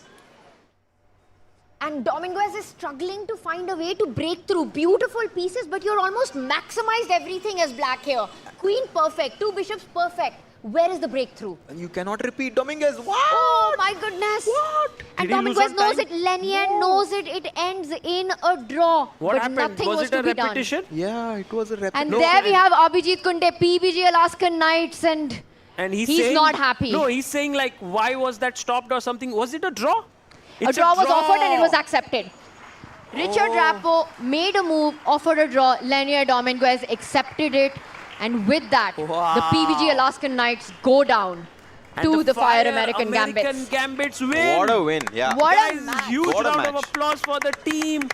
What a close match, right? We had like 5 draws and only 1 result. That's huge. And I think it is so important for the players to know what their team score is to take these decisions. And if I had to make a guess, Sagar, Harshit, I think that's the conversation that Abhijit was having with the arbiters there. Why is there no scorecard? There is no scoreboard there. There is nothing that tells our teammates what is the current situation. Exactly. Do you accept a draw? Do you take those risks? And you know, and those are decisive moments. Absolutely. Yeah. And now Dominguez is going to go back home, and once he knows that he had to play for a win, will be disappointed. But he did the best what he could do with the information he had. And I wonder if the position itself, objectively, you maximized everything. How do you even make improvement there? Though a hold, the point was to just keep playing. Because a draw is as good as a loss. Yeah, and by the way, the players are now coming forward. You can see that small happiness handshake. on Yeah. the Fire American Gambits team's faces, while the PBG Alaskan Knights are unhappy. They're discussing there that, you know, should we make an appeal or something? Maybe what are they discussing? I don't know. Well, they could be discussing what happened in Gukesh versus Hikaru as well, because let's not forget the world champion Gukesh, he was pushing in that game till quite a point, putting pressure on Hikaru there. But a lot of conversations going on. And I am with the players here. I think you definitely need to know what's happened on the other boards so that you can take the best decision for your team on your own board. So finally, after these 6 games concluded, the score was 8-5 for the American Fire's Gambit, winning against the PB Alaskan. It's only one result, Tanya. Only one result, and it was enough for the Fire American Gambits. Hikaru Nakamura has to be feeling good. He lands into Mumbai at 10 o'clock in the morning, gets the job done for the team. And what would be the the feeling handshake. for Teodora Iñak here, single-handedly helping her team win the only decisive game. There she is, right at the very end, you know, telling Fire American Gambits, I got you. It makes it easy for us to choose who the player of this match is. For sure has to be Iñak, bringing home those important 3 points for the team. Right, and by the way, guys, what a day we have had today.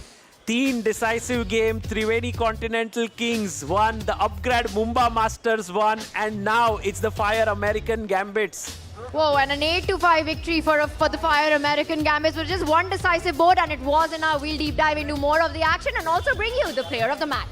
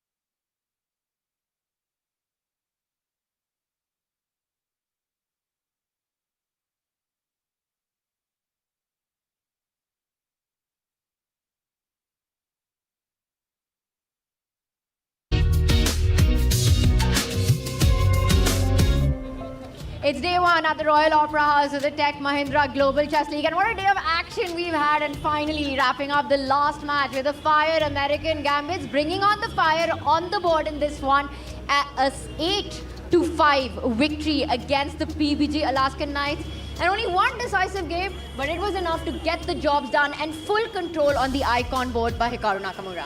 Yeah, I think Hikaru was kind of in some trouble because Gukesh was playing very well, but he pulled the brakes at the right time and Teodora Inyak got the job done.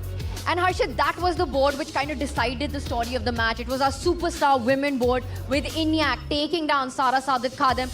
How many times have we seen draws on so many boards? Because I don't think that happens often enough here. So it just shows that how controlled the other players were, seeing by ek ne score kar diya hai, we just need to keep our defenses up. I think this was this was the closest match that we've seen today. The other matches had such a big difference in terms of the scorecard, but I think Inyach, doing it in style in this game, had a small positional advantage from the opening, did not let that go, converted it into a material advantage, and then on to all 3 points for Fire's American Gambit. And Sagar, the pressure on the Lenier-Richard match, because it came down to that one at the end. You know, the entire scoreline could have changed. The match result could have been different. How difficult is that for a player? It's so difficult because you're looking at your board, you're suddenly like, oh, is my team winning or losing? You can't take care of so many factors. Somehow, Lenier was trying it, he was putting the pressure, but Richard was very solid. I think a very well-deserved victory for the Fire American Gambits. And this was the board it all came down to. Look at that, head in hands at the end of the match, knowing exactly what the pressure was, what the stakes were.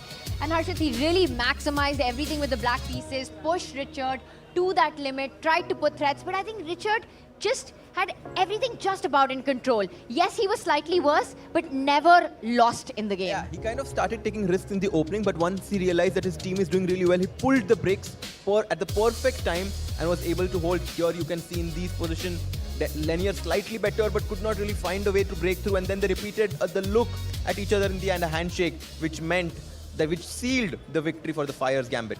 It was a draw by repetition, and we saw the PBG Alaskan Knights, the team that was there, they were not happy with that final result.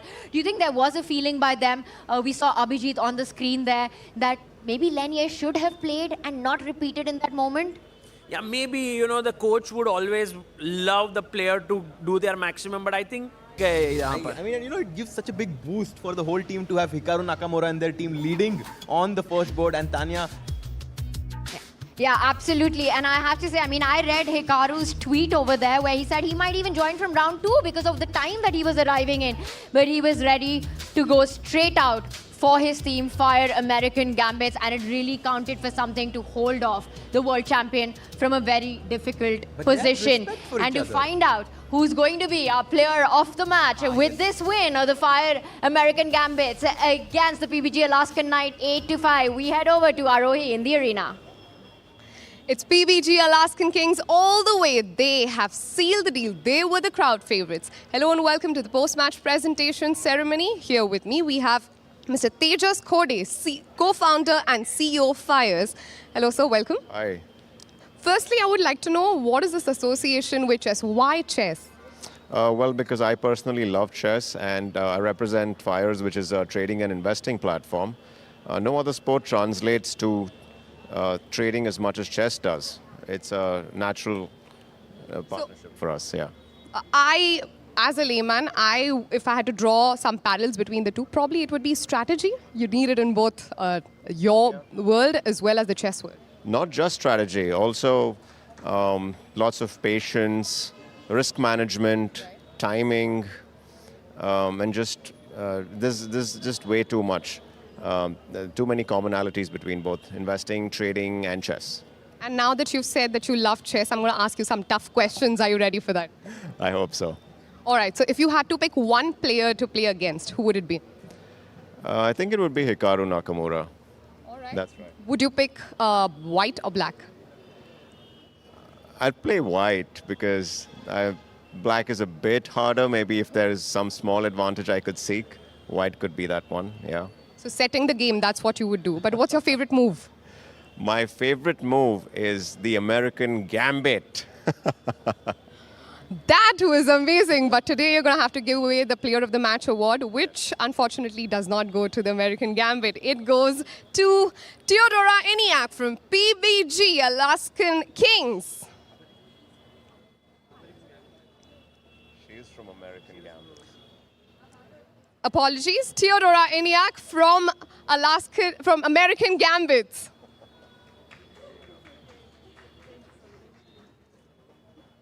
That's okay. Theodora, can I have you here with us? Firstly, extreme apologies for the goof up. I'm sure you're going to remind me this for the rest of the season. No, it's okay. I understand. It happens. All right, so you've been playing so many tournaments. You are in Mumbai. How the last 24 hours been?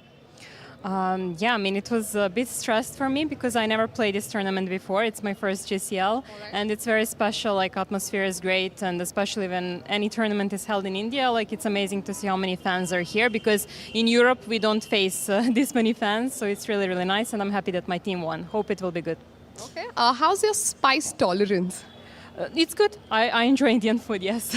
All right, so you will definitely not have problems here in Mumbai. No. Actually, I'm one of, like, whenever I play in India with my national team from Serbia, I'm the only one who is really, like, looking forward to tournaments here exactly because of the food, yeah. Okay, let's talk about today's game. Was it like a piece of cake, or did you actually think about which move to play? Were you very calculative about it? No, okay. My team was white, so it was a bit, I'd say, shaky because, of course, in this tournament, black has maybe slight advantage. But it was unfortunate. I got, for my opponent, it was unfortunate because she got a little bit like cramped position. So, yeah, it was not very easy to, once she kind of misplayed it, it was not easy to come back. And eventually she blundered. So, yeah, it was, I would say, probably just bad game from her. But I didn't do anything special. It just happened. So I'm happy to win. All right, one bad day is fine. I've had one today, but congratulations to you. And let's hope that you have so many more good days to come. Yes, thank you so much. Thank you. That is it from the presentation ceremony. Back to you. Congratulations to Eniak, Theodora, and congratulations to the Fire's American Gambit. And what a closely contested battle this was against the PBG Alaskan Knights, with the icon board holding up in the end. Theodora getting that one must win. I have to say, you know, we had the owners of Fire's American Gambit there, and he said he'd like to play against Hikaru. Bold choice there. Yeah, I think in general, the American Gambits have them as the title sponsors, the Fires, and I think they would be so happy to start this season on a winning note. It's so important to have the momentum on your side. And आज तीन team अच्छे से सोएंगे, they'll be very happy, while the three other teams who have lost are going to say, how are we making this comeback tomorrow? And that's the big one. Let's talk a little bit about the day that we've had, right? We start season 3 here in Mumbai, live from the Royal Opera House. What a journey it's been for the Global Chess League. Dubai, London, Mumbai, 3 iconic cities, 6 icons playing for each of them. Sagar, huge wins today across. Like you said, it's going to be about comebacks. What was the big highlight for you? I think for me the biggest highlight was how the upgrade Mumbai Masters scored 17 points today. They were so good. That was like a thumping victory here in their home crowd, 17-4 against the team of Vishy Anand.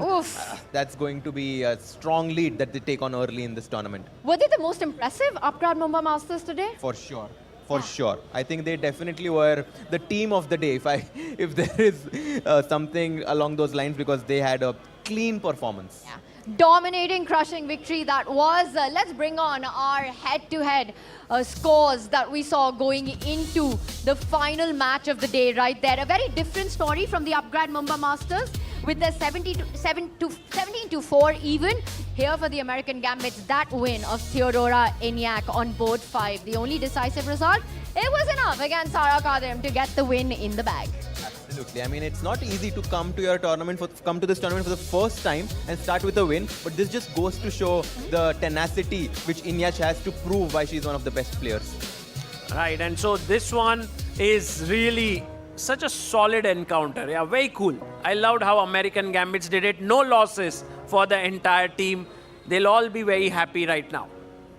Oh, they're definitely going to be happy. But you know what? We've had 3 matches, which means there have been winners, there have been losers, there's been heartbreak, there's been celebration, and the action continues tomorrow on day 2.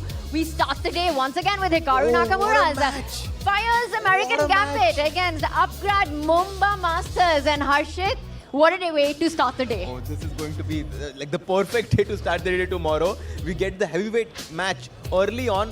Mumba Masters, who won 17-4 against American Gambits, who took on one of the best teams that we have here, PBG Alaskan Knights, with Gukesh and Arjun, both in them.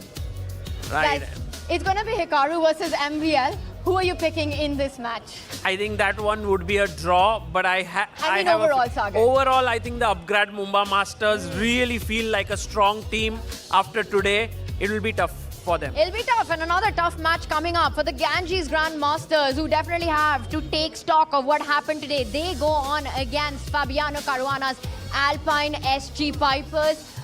What are we making of this one? Who do you pick as a favorite in this battle? The way Alpine Pipers played today and the way Fabiano led the whole team, I have a feeling that Alpine SG Pipers is going to be a favorite against Ganges Grandmasters. I mean, Fabi did lose his game today with Ali Reza, but still, I think that they are the stronger team. Zujiner, that's the Triveni Continental Kings. The Alpine SG Pipers have Pragna Nanda in the team and Anish Giri, and that's a cool team that they have. I have a feeling that Alpine SG Pipers will have a small edge against Ganges Grandmasters. Let's see Vishy Anand whether he can make a comeback. Well, he needs to do it for his team. It's super important because 2 losses in a row would count, not well. And our final match of the day will be the PBG Alaskan Knights taking on the 2-times winner, the defending champion, Triveni Continental Kings. We will see in action. It's going to be Gukesh versus Alireza Firouzja on the icon board. It reminds me of the Candidates 2024, where Gukesh and Alireza had those crazy encounters. Which Gukesh won, right? One he lost, one he won. But he won the crucial one round, towards with the white the end. pieces. Yep. Yeah, but this will be a very exciting clash as well. The Triveni Continental Kings are in such good momentum. 2-times champion, today starting off with a win. And let me get you guys even more excited. This was exactly the final clash of Season 2 of the Global Chess League. It was Triveni Continental Kings taking on the PBG Alaskan Knights, and that's the action that's coming up from tomorrow. What a day of chess it's been at the Royal Opera House. Intense actions, brilliancies, blunders, icons, prodigies. We've had all of it. We'll be back with that and more tomorrow. See you then, same time, same place. Thank you, guys.